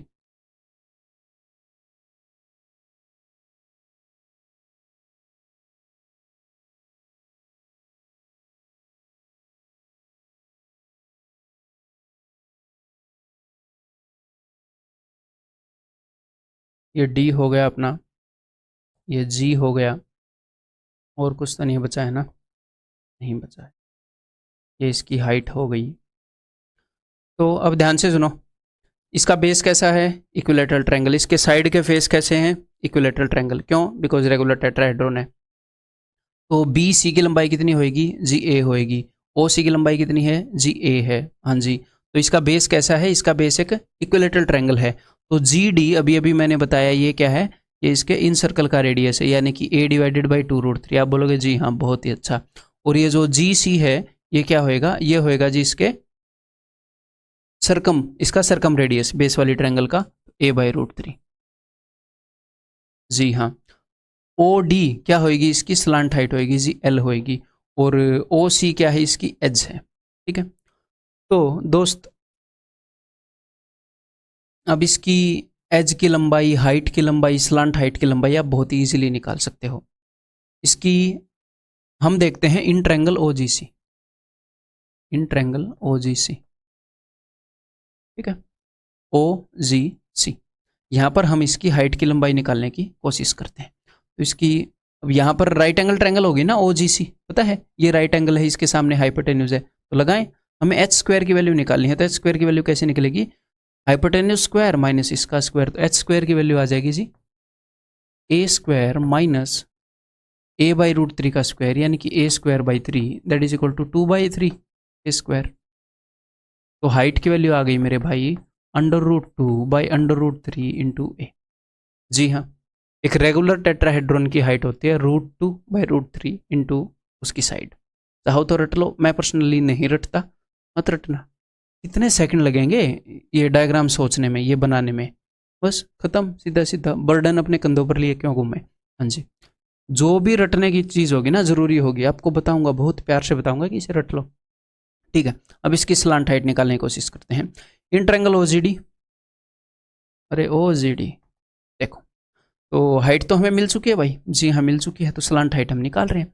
तो L square is equal to H square आपको मिल चुका है जी हाँ 2/3a स्क्वायर प्लस ये क्या है, ये है a/2√3 का होल स्क्वायर, यानी कि a स्क्वायर बाई 2 दूनी 4 3 12, ठीक है, इज इक्वल टू इसको ऊपर नीचे 4 से गुणा करूंगा, 4 3 12 4 दूनी 8, 8 और 1 9, 9/12 a स्क्वायर, तो 9/12 का बन जाएगा 3/4 a स्क्वायर।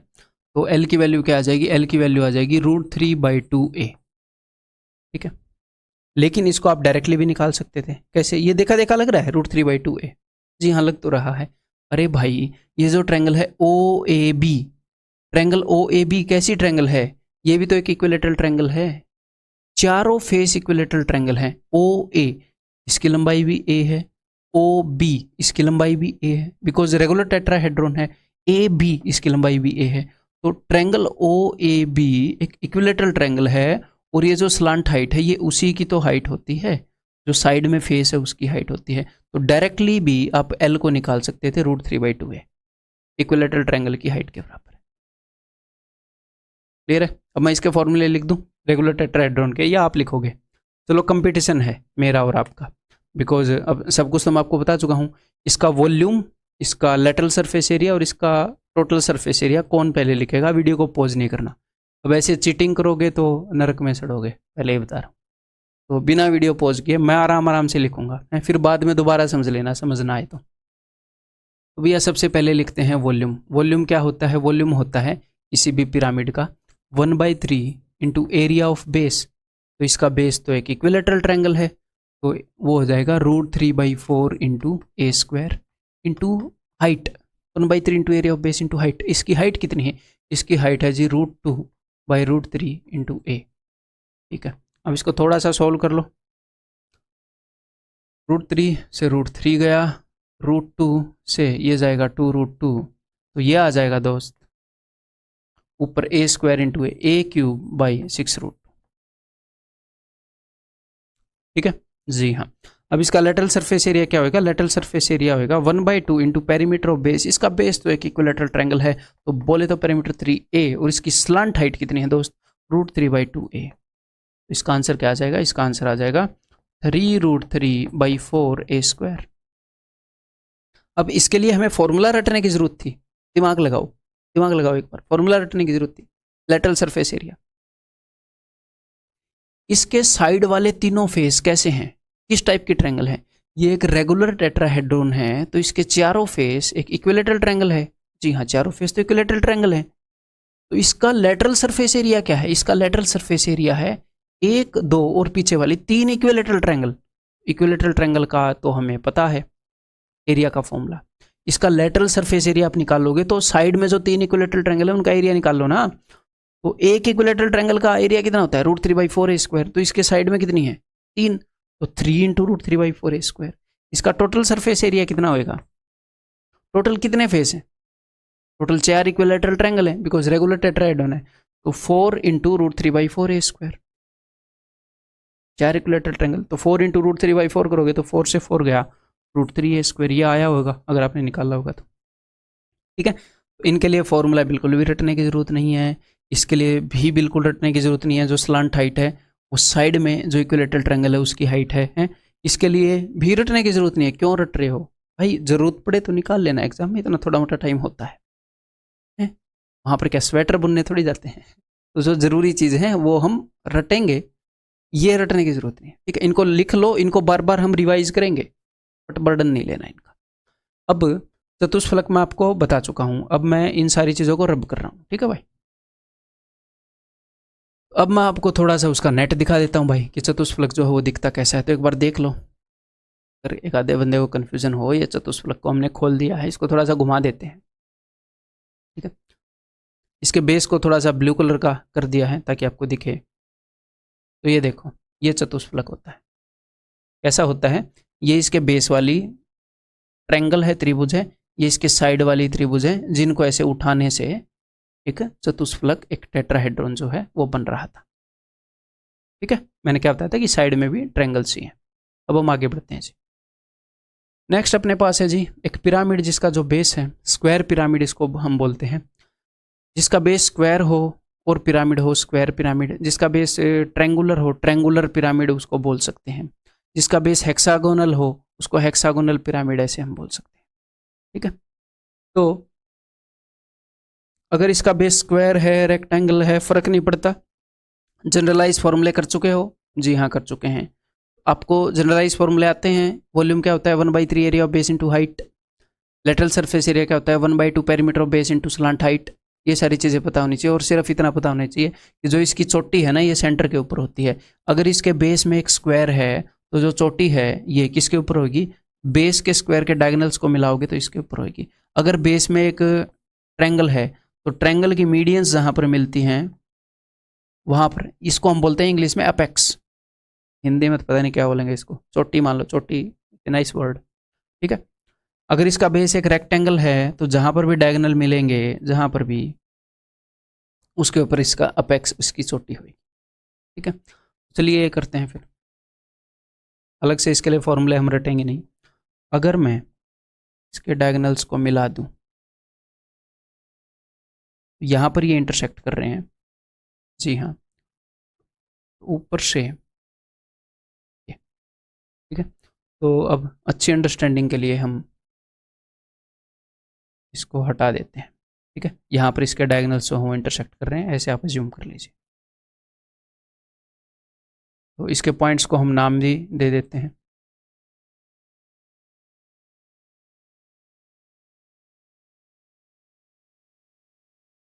ठीक है, और इस पॉइंट को मैं नाम दे देता हूँ जी डी। क्लियर है? तो ये कौन सा पॉइंट है? ये वो पॉइंट है, जी इसको नाम दे देते हैं। ये वो पॉइंट है जो इसके बेस के, तो बेस में जो स्क्वायर है उसको हम मान लेते हैं ए बी सी डी।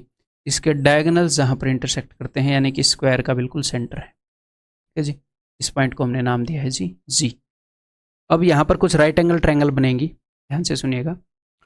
एक तो ये राइट एंगल है ओ जी, वहाँ पर रुको एक बार, वो तो बदतमीज़ हो गया है व्हाइट बोर्ड, मेरे को लिखने नहीं दे रहा वहाँ पर। अब भी तो मानेगा, जानता नहीं अपने को। ठीक है, तो वहाँ पर हो गया सी। तो जो ट्रायंगल है ओ जी सी, ये एक राइट एंगल ट्रायंगल है। अब ध्यान से मेरी बातें सुनते रहिएगा। जिसके अंदर ओ जी जो है वो क्या है, आपने मेरे को बताना भी है। ओ जी क्या है? वो जो गाना है ना, आपने सुना होगा, ए जी ओ जी, वो यहीं से बना है ऐसे, ए जी ओ जी लो जी सुनो जी, वो आपने पहले सुना हो, इसी क्वेश्चन से आया है, इसलिए इंपॉर्टेंट क्वेश्चन है काफ़ी। ठीक है, तो जो ओ जी है वो क्या है? ओ जी हाइट है। ठीक है, O G is what? O G is height of the pyramid. और जी सी क्या है? जी सी, अगर मैं इस स्क्वायर की साइड ए मान लूँ, ए स्क्वायर बेस है, तो जी सी इसके डायगोनल का हाफ है, तो पूरा डायगोनल क्या होगा? √2a।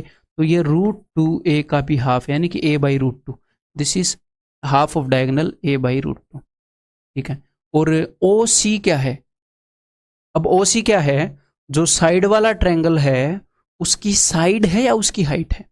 साइड वाले ट्रायंगल की, ये जो साइड वाला ट्रायंगल है ये ओ बी सी, इसकी साइड है, तो उसको हम क्या बोलते हैं? उसको हम बोलते हैं एज, यानी कि कोर। इसे पिछले वाले फिगर में टेट्राहेड्रॉन में मैंने आपको बताया। ठीक है, अब अगर यहीं पर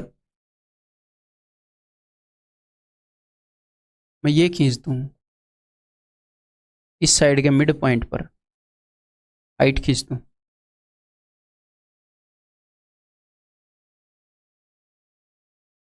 ये हाइट मैंने कहां पर खींची है? ये बी सी के मिड पॉइंट पर, इसको हम डी बोल देते हैं। तो ये जो ओ डी है, अच्छा डी वहां पर मैंने यूज कर लिया, ई इसको बोल देते हैं, और जी को भी सुंदर बना लेते हैं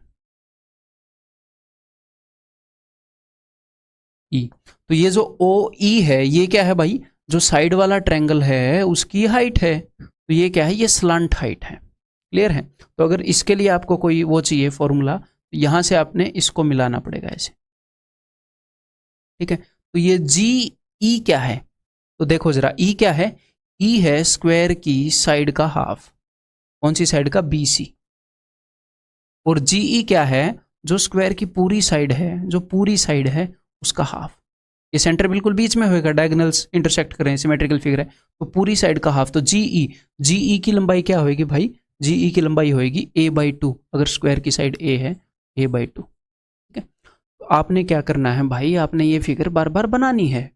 अभी करते ही आपने 5-6 बार ये फिगर बनानी है, 5-6 बार आपने टेट्राहेड्रॉन की फिगर बनानी है, तो आप कंफर्टेबल हो जाएंगे, टेंशन नहीं लेनी। मैं पूरी डिटेल में आपको बता रहा हूँ। और जीसी में आपको थोड़ी देर पहले बता चुका हूँ a/√2। और ये चीज़ रटनी नहीं है, ये मत सोचना ये मैंने रट रखी है a/2 a/√2। जैसे ही मैं ये फिगर बनाऊंगा तो मुझे पता है AC डायगोनल है √2 का हाफ a/√2, तब मेरे दिमाग में तुरंत आ जाएगी। GE जो है ऐसे कौन रट के बैठेगा, GE a/2। हमें पता है ये सेंटर है तो साइड का हाफ होएगा, बस ये चीज़ एक्टिव होनी चाहिए कि अच्छा जी है, GE a/2 होएगा, साइड का हाफ होएगा, ये डायगोनल का हाफ होएगा। हाँ, ये चीज़ें रटने की थोड़ी है कि ये डायगोनल का हाफ है GC, ये तो समझने की है कि डायगोनल का हाफ है, वो समझ क्लियर होनी चाहिए। फिगर भी जबरदस्त बन रही है ना, ठीक है। तो अब ये करें फिर कुछ काम, अपना जो रिलेशन है वो लिख लेते हैं, जो भी H वगैरह इनके बीच में जो रिलेशन है यहाँ पर लिख लेते हैं। फिर फॉर्मूले के अंदर उनको पुट कर देंगे। फॉर्मूला हमने याद नहीं रखना, बस वैसे ही ये चीज़ें मैं आपको क्यों करवा रहा हूँ याद नहीं करनी, तो आपकी अंडरस्टैंडिंग बिल्ड कर रहा हूँ फिगर के प्रति, वो काम आएगी बाद में, ठीक है। तो इन triangle OGC, in triangle OGC, triangle OGC के अंदर क्या मामला चल रहा है भाई, कौन कौन सी चीज़ें हैं बताओ जल्दी। OGC के अंदर एक तो एज है, एज यानी कि तिर्यक कोर, तो एज का स्क्वायर इज इक्वल टू तिर्यक कोर का square is equal to height का स्क्वायर प्लस डायगोनल के हाफ का स्क्वायर a/√2 का स्क्वायर, ठीक है। बस ये अंडरस्टैंडिंग हमें पता होनी चाहिए कि ये एग्जिस्ट करती है। जब हम बार बार फिगर बनाएं तो हमें डायग्राम ऐसे बनाना है, समझना है कि अच्छा ये डायगोनल का हाफ है, ये साइड का हाफ है, ये हाइट है, और ये जो OE है ये स्लांट हाइट है, तिरछी ऊंचाई है, ठीक है। जो OC है वो एज है, वो तिर्यक कोर है। इतना समझ लिए, बार बार जब भी रिवीजन करें दैट इज एनफ, ठीक है। इन ट्रायंगल OGE,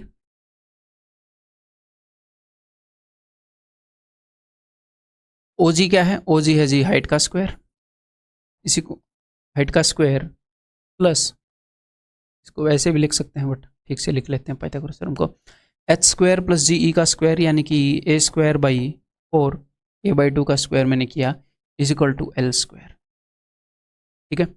एग्जामिनर अगर आपको स्लांट हाइट दे, देखो अब एग्जामिनर क्या करेगा, एग्जामिनर आपको स्लांट हाइट दे देगा यानी कि OE दे देगा, और आपको स्क्वायर की साइड बता देगा कि स्क्वायर की साइड इतनी है, ठीक है। तो ये स्क्वायर की साइड का हाफ है, तो आप हाइट निकाल पाओगे कि नहीं, जी हाँ आप निकाल पाओगे, बस यही मामला है, ठीक है।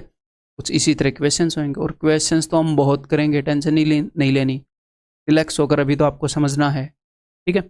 तो ये चीज़ क्लियर है। तो अब अगर मैं इसके वॉल्यूम वगैरह लिखूं, मैंने याद नहीं कर रखे इसके वॉल्यूम वगैरह, बस वैसे ही लिखें तो कैसे लिखेंगे, वो हम लिखेंगे, बिकॉज एक पिरामिड है तो आएगा 1/3 इंटू एरिया ऑफ बेस, इसका बेस एक स्क्वायर है, area of base a² into height, height यहीं से कहीं से लिख दो, ठीक है। अब ऐसे लिखने का तो फायदा है नहीं, तो हाइट मैं ऐसे लिख रहा हूँ, इसको यहाँ पर पुट करने का क्या फ़ायदा, कुछ नया रिजल्ट तो आ नहीं रहा, ठीक है। इसका लेटरल सरफेस एरिया भाई साहब क्या होएगा, लेटरल सरफेस एरिया होएगा half into perimeter of the base that is 4a, base जो वो स्क्वायर है, perimeter 4a into slant height बोले तो L ना कि H, ठीक है। इसका टोटल सरफेस एरिया क्या होएगा, ये तो बिल्कुल बेसिक सी बात है, लिखने की जरूरत नहीं है, lateral surface area plus a², ठीक है भाई, ठीक है जनाब। एनफ इस फिगर के बारे में सारी चीज़ें समझ में आ गई, ये एनफ है। अब मैं आपको इसका नेट दिखा देता हूँ, नहीं है मेरे पास इसका नेट, ठीक है। इसका नेट मैं हाथ से बना देता हूँ, इन सारी चीज़ों को लो रब नहीं करते, लो रब कर ही देता हूँ, मैं सारी चीज़ों को रब कर रहा हूँ। इसका नेट मैं हाथ से बना देता हूँ, इसका बेस जो है वो एक स्क्वायर का है, ठीक है। जब हम इसको खोलेंगे तो एक स्क्वायर के साथ में, हर एक साइड के साथ में कुछ ट्रायंगल्स हैं, जब आप इनको उठाओगे ऐसे, इनको ऐसे उठाओगे ऐसे, तो एक वो बन जाएगा, क्या बोलते हैं, अगर आप ये बोलो सर 3D में बनाओ, तो देखो 3D में ही मैं बना सकता हूँ, ऐसी बात नहीं है। अरे ऐसा ही कुछ मान लो, ये थोड़ी सी मैंने टेढ़ी कर दी है, ठीक है। ये एक स्क्वायर पड़ा है, ये नीचे नीचे कर दी है मैंने, इनको जब आप ऐसे उठाओगे, ये थोड़ी ऊपर उठी हुई, ऐसे उठाओगे ऐसे उठाओगे ऐसे उठाओगे, तो ये एक पिरामिड बन जाएगा। थोड़ा सा फील हुआ, वो हम आगे बढ़ते हैं। नेक्स्ट एक और फिगर है जिसको हम बोलते हैं जी ऑक्टाहेड्रॉन। ऑक्टा का मतलब क्या है, 8, 8, अष्ट का मतलब क्या है 8, हेड्रॉन का मतलब है फेस, अष्टफलक, ठीक है। तो ये जो है ये एनसीईआरटी में एक बार मेंशन्ड है, इसलिए मैंने इसको यहाँ पर सिर्फ मेंशन किया है। इसके अलग से मैं वॉल्यूम वगैरह के फॉर्मूले नहीं बताऊंगा, ये मेंशन्ड है तो इस फिगर के बारे में मैं आपको बता देता हूँ। इसके लिए कुछ नया सीखने की भी जरूरत नहीं है। होता क्या है ऑक्टाहेड्रॉन, ऑक्टाहेड्रॉन होता है, ध्यान से देखो, जो पीछे हमने जो फिगर की थी टेट्राहेड्रॉन, तो दो टेट्रा तो नहीं, क्या बोलते हैं इसको, स्क्वायर पिरामिड। पीछे जो हमने फिगर की थी कौन सी, स्क्वायर पिरामिड, तो दो स्क्वायर पिरामिड को मिलाकर ये बनता है। ऊपर एक स्क्वायर पिरामिड है, आपको दिख रहा है अच्छे से, और नीचे एक स्क्वायर पिरामिड है। दो स्क्वायर पिरामिड को मिलाओगे तो क्या बन जाएगा, एक ये बन जाएगा जी ऑक्टाहेड्रॉन। क्लियर है। इसके 8 हेड हैं, कैसे, 4 तो ऊपर हैं, एक 4 ट्रायंगुलर फेस हैं इसके, 8 फेस हैं, 1 2 3 4। ठीक है। जो बीच वाला है जहां पर हमने स्क्वायर पिरामिड के स्क्वायर को मिलाया है वो छुप गया है, वो अंदर चला गया, उसको नहीं गिनोगे। तो 4 ऊपर हैं 4 नीचे हैं, ये एक ऑक्टाहेड्रॉन है। तो अगर आपको इसका वॉल्यूम निकालना है तो स्क्वायर पिरामिड के वॉल्यूम का डबल कर दोगे, इसका वॉल्यूम आ जाएगा, सिंपल सी बात। इसका टोटल सरफेस एरिया निकालना है तो स्क्वायर पिरामिड का लेटरल सरफेस एरिया, क्योंकि बेस तो छुप चुका है, तो लेटरल सरफेस एरिया का डबल कर देंगे, टोटल सरफेस एरिया आ जाएगा। इसके ऊपर क्वेश्चन नहीं पूछे गए हैं अब तक, बट ये एनसीईआरटी में मेंशन था और एनसीईआरटी अपने देश का सिलेबस है ना, तो इसलिए मैंने मेंशन कर दिया है आपके सामने। नेक्स्ट भाई, अपनी आखिरी कैटेगरी के player, that is sphere and hemisphere. तो इनके बारे में मैं आपको बता देता हूँ। सफियर क्या होता है, अगर कोई प्राणी दूसरे गोले से आया है तो उसको नहीं पता होगा कि गोला क्या होता है सफियर, अदरवाइज आपको बिल्कुल पता है कि भैया एक फुटबॉल जो है वो सफियर है, हमारी धरती जो है वो एक सफियर है, कोई भी बॉल जो है वो सफियर है। मेंसुरेशन 2D के अंदर जो सर्कल होता है, सर्कल बहुत ही सिमेट्रिकल फिगर है, 2D के अंदर बहुत ही सिमेट्रिकल फिगर है। ऐसे ही मेंसुरेशन 3D के अंदर सबसे सिमेट्रिकल जो फिगर है ना, वो क्या है, वो एक सफियर है। एक बॉल कितनी सिमेट्रिकल है, चारों तरफ से गोल है, कहीं से भी देखो वो सेम दिखेगी। तो the most symmetrical figure mensuration 3D में क्या है, sphere. The most symmetrical figure in mensuration 2D क्या है, सर्कल। ठीक है। तो भैया एक सफियर है, एक बॉल है, ये इसका सेंटर है, और इसकी सर्कल का एक ही डायमेंशन होता है क्या, कि रेडियस कितना है, सर्कल पता लग जाता है। ऐसे ही सफियर भी पता लग जाता है कि रेडियस कितना है। एक 3D में सर्कल हो तो उसको सफियर बोलते हैं, ऐसा मोटा मोटा अपमान। ठीक है। इसका रेडियस है r, तो आपको सफियर के बारे में पता चल जाएगा। सर्कल के अंदर क्या होता है कि एक पॉइंट से इक्विडिस्टेंट पॉइंट्स हम ढूंढते हैं, लेकिन सिर्फ एक प्लेन में ढूंढते हैं, एक ही प्लेन में। ये नहीं है कि ऊपर नीचे उबड़ खाबड़ सर्कल बन रहा है, नहीं, एक ही प्लेन में ढूंढते हैं। सफियर में क्या होता है, एक पॉइंट से इक्विडिस्टेंस पॉइंट ढूंढते हैं, लेकिन पूरी 3D में ऐसे ऐसे पूरा सफियर बन जाएगा। ठीक है। तो समझ लिया, इसके जो फॉर्मूले हैं जो प्रिज्म और पिरामिड वाले वे से नहीं निकलेंगे, बिकॉज ये ना तो प्रिज्म है ना पिरामिड है। इसके फॉर्मूले, हाँ, इनको समझाने का भी तरीका है, बट उतना इंटरेस्टिंग नहीं है और उतना रिलेवेंट नहीं है, तो डायरेक्टली आप इनको याद कर लो। ठीक है। जो भी इंटरेस्टिंग और रिलेवेंट चीज़ होएगी वो तो भूतेश भाई आपसे छुपाएगा ही नहीं। ठीक है। तो वॉल्यूम, इसका आयतन क्या होएगा, इसका आयतन होएगा, मैं सफियर की बात कर रहा हूँ, ठीक है, 4/3 पाई आर क्यूब। इसके अंदर एक ही डायमेंशन है r, दैट्स इट। इसका सरफेस एरिया, अब मैंने ना तो टोटल सरफेस एरिया लिखा ना कर्व्ड सरफेस एरिया लिखा, क्यों, क्योंकि एक गोले को देखो, इसके अंदर कर्व्ड सरफेस एरिया कहाँ है, मतलब कि ऐसा कुछ है क्या कि इसके अंदर एक बॉटम हो या टॉप हो। इस गोले के अंदर ना तो कोई बॉटम है ना कोई टॉप है, बस चारों तरफ से एक जैसा है।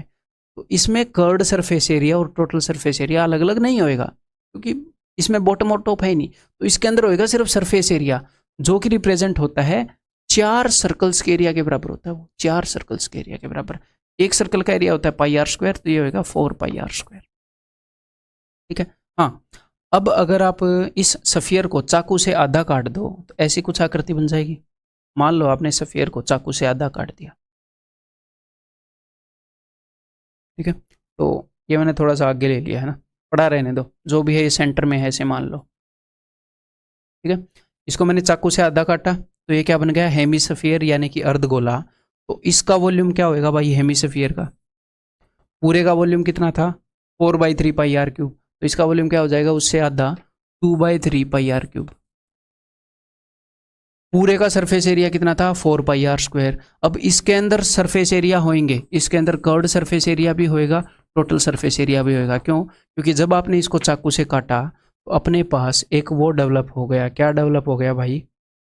अपने पास एक ये टॉप डेवलप हो गया। ये डेवलप हो गया कि नहीं बताओ? जब आपने चाकू से काटा तो जी हाँ, डेवलप तो हो गया, ये जो मैंने हाईलाइट किया है। तो इसका कर्व्ड सरफेस एरिया क्या होएगा? इसका कर्व्ड सरफेस एरिया होएगा इस टॉप के एरिया को छोड़कर। इस पूरे का एरिया कितना था? 4πr²। तो जब मैंने इसको आधा काटा तो सिर्फ इसको भूल जाओ, बाकी तो आधा बच गया ना। इस पूरे का एरिया 4πr² था, इसको भूल जाओ, बाकी का एरिया तो आधा ही बच गया। इस पूरे के एरिया से आधा है इसका एरिया, अगर मैं बीच वाले को भूल जाऊं तो वो कितना हो गया? 2πr²। पूरे का 4πr², इसका 2πr², कर्व्ड सरफेस एरिया। लेकिन काटने से एक नया फेस आया है जो कि सर्कुलर है, एक नया सर्कल आया है जो कि सर्कुलर है, ठीक है। तो इसका टोटल सरफेस एरिया कितना होएगा? ये जो कर्व्ड सरफेस है इसका एरिया तो 2πr² है, इसका एरिया πr² है, तो इसका टोटल सरफेस एरिया हो जाएगा 2πr² + πr², 3πr²। ठीक है। तो गोले के बारे में आपको ये सारी चीज़ें याद होनी चाहिए, समझ में आई हुई होनी चाहिए और रटी हुई होनी चाहिए। ठीक है। जितनी भी डायमेंशन हैं पढ़ने की वो सारी कवर होनी चाहिए इन सारे फॉर्मूले के अंदर, और इनको लिख लो अभी। ठीक है। आपके फॉर्मूले सारे हो गए हैं। बस एक और शेप से मैं आपको जस्ट मिलवाना चाहता हूँ। क्यों मिलवाना चाहता हूँ? ये आपके एग्जाम में आएगी? बिल्कुल नहीं आएगी, बट ये आपका कॉन्फिडेंस ना डाउन कर दे, कल को कोई आपका दोस्त दिखा दे और आपका कॉन्फिडेंस डाउन ना हो जाए, इसलिए जस्ट मैं आपको इंट्रोड्यूस कर रहा हूँ। इसका नाम है जी टोरस। टोरस का मतलब क्या होता है? टोरस मतलब कि कैसी शेप होती है? टोरस ऐसी शेप होती है, बताता हूँ आपको। एक चूड़ी लो, चूड़ी, चूड़ी समझते हो जो हाथों में पहनते हैं, औरतें पहनती हैं। चूड़ी ले लो या कोई भी सर्कुलर डिस्क ले लो, चूड़ी ठीक रहेगा, सबके घर में अवेलेबल होती है। उस चूड़ी को धागा बांध दो, ठीक है। इस धागे को हाथ में पकड़ो, एक चूड़ी लो, उसको एक धागा बांधो और उसको ऐसे घुमा दो, ऐसे। तो चूड़ी ऐसे गोल गोल घूमेगी तो जो शेप बनेगी ना ऐसे गोल गोल पाइप जैसी, उसको टोरस बोलते हैं। ठीक है। क्या है? इसको टोरस बोलते हैं। तो ऐसी कोई शेप आपने देखी है अपनी रियल लाइफ में? कार की ट्यूब, साइकिल की ट्यूब, वो क्या होती है? वो टोरस होती है। ये एक छल्ला हमने लिया, उसको धागा बांध के ऐसे घुमा दिया तो वो चारों तरफ ऐसे गोल गोल घूमेगा, उसे हम टोरस बोलेंगे। ठीक है। तो इसके अंदर दो रेडियस होते हैं। कौन कौन से? एक तो इस धागे की लंबाई कितनी है ना, और वैसे इस धागे की लंबाई हम देखते हैं सेंटर से। ठीक है। तो इसके अंदर दो रेडियस होते हैं जो अपनी शेप बनेगी कि भैया जो हमने धागा बांधा वो इसके सेंटर से, जहां से हम पकड़ के घुमा रहे हैं वो इसके सेंटर से कितना दूर है, दैट इज कैपिटल आर। और हाँ, जितनी हम कितनी बड़ी हमने चूड़ी ली, जो हमने रिंग लिया है जिसको हम घुमा रहे हैं, वो छोटा है, बड़ा है, बड़ा है, कितना बड़ा है भाई, तो उसका radius that is small R. अगर मैं यहाँ पर बात करूँ तो यहाँ पर ये जो पिंक पिंक है ये धागा है, तो इसका सेंटर से क्या डिस्टेंस है, दैट इज कैपिटल आर। और जो ये गोल गोल रिंग घूम रहा है चारों तरफ इस शेप को बनाने के लिए, इस रिंग का रेडियस इज स्मॉल आर। आपको जानने की जरूरत नहीं है, सिर्फ और सिर्फ सुन लो और एक कान से सुनो, थोड़ी देर बीच में रखो, फिर दूसरे कान से फेंक देना। ड्रॉ मत, मैंने भी इसके फॉर्मूले नहीं रटे हैं, क्यों? क्योंकि क्वेश्चन नहीं आएगा। फिर मैं क्यों बता रहा हूँ, 2-3 मिनट लगेंगे, कोई आपका कॉन्फिडेंस नहीं तोड़ पाएगा, कल को टोरस दिखा के बोल दे आप अरे सर ने तो पढ़ाया नहीं, इसलिए। ठीक है। तो इसके कुछ फॉर्मूले हैं, बिल्कुल भी रटने की जरूरत नहीं है। ठीक है। जस्ट मैं आपको बता रहा हूँ, ऐसी कोई चीज़ दिखे तो कल को कॉन्फिडेंस डाउन करने की जरूरत नहीं है, ये इररिलेवेंट है। बस एक आधी बुक्स में ये दिखाया गया है, इसलिए मैं आपको बता रहा हूँ, बिना वजह आपको डराया ना जाए। ये स्मॉल आर है, जो रिंग होता है उसका रेडियस है। ये कैपिटल आर है, जो इस रिंग का सेंटर इससे जितनी दूर होता है ये उसका रेडियस है। ठीक है। तो मेंसुरेशन 3D की सारी जितनी भी रिलेवेंट फिगर्स थी वो सारी अपनी कवर हो गई हैं, बिल्कुल भी टेंशन नहीं लेनी, इसको भूल जाओ और इसको अपनी ज़िंदगी से फेंक दो। है? आपने नोट्स बनाने हैं, जितने ही मैंने आपको फॉर्मूले बताए हैं उन सब के, और अभी तुरंत आपने करना क्या है, थोड़ा सा लंबा हो गया लेक्चर, फिर भी आपने करना क्या है, एक बार रिवाइज करना, एक बार नहीं 3-4 बार उनको रिवाइज कर लो, उनके अंदर से गुजर जाओ, उनके अंडरस्टैंडिंग से चीज़ों को समझो।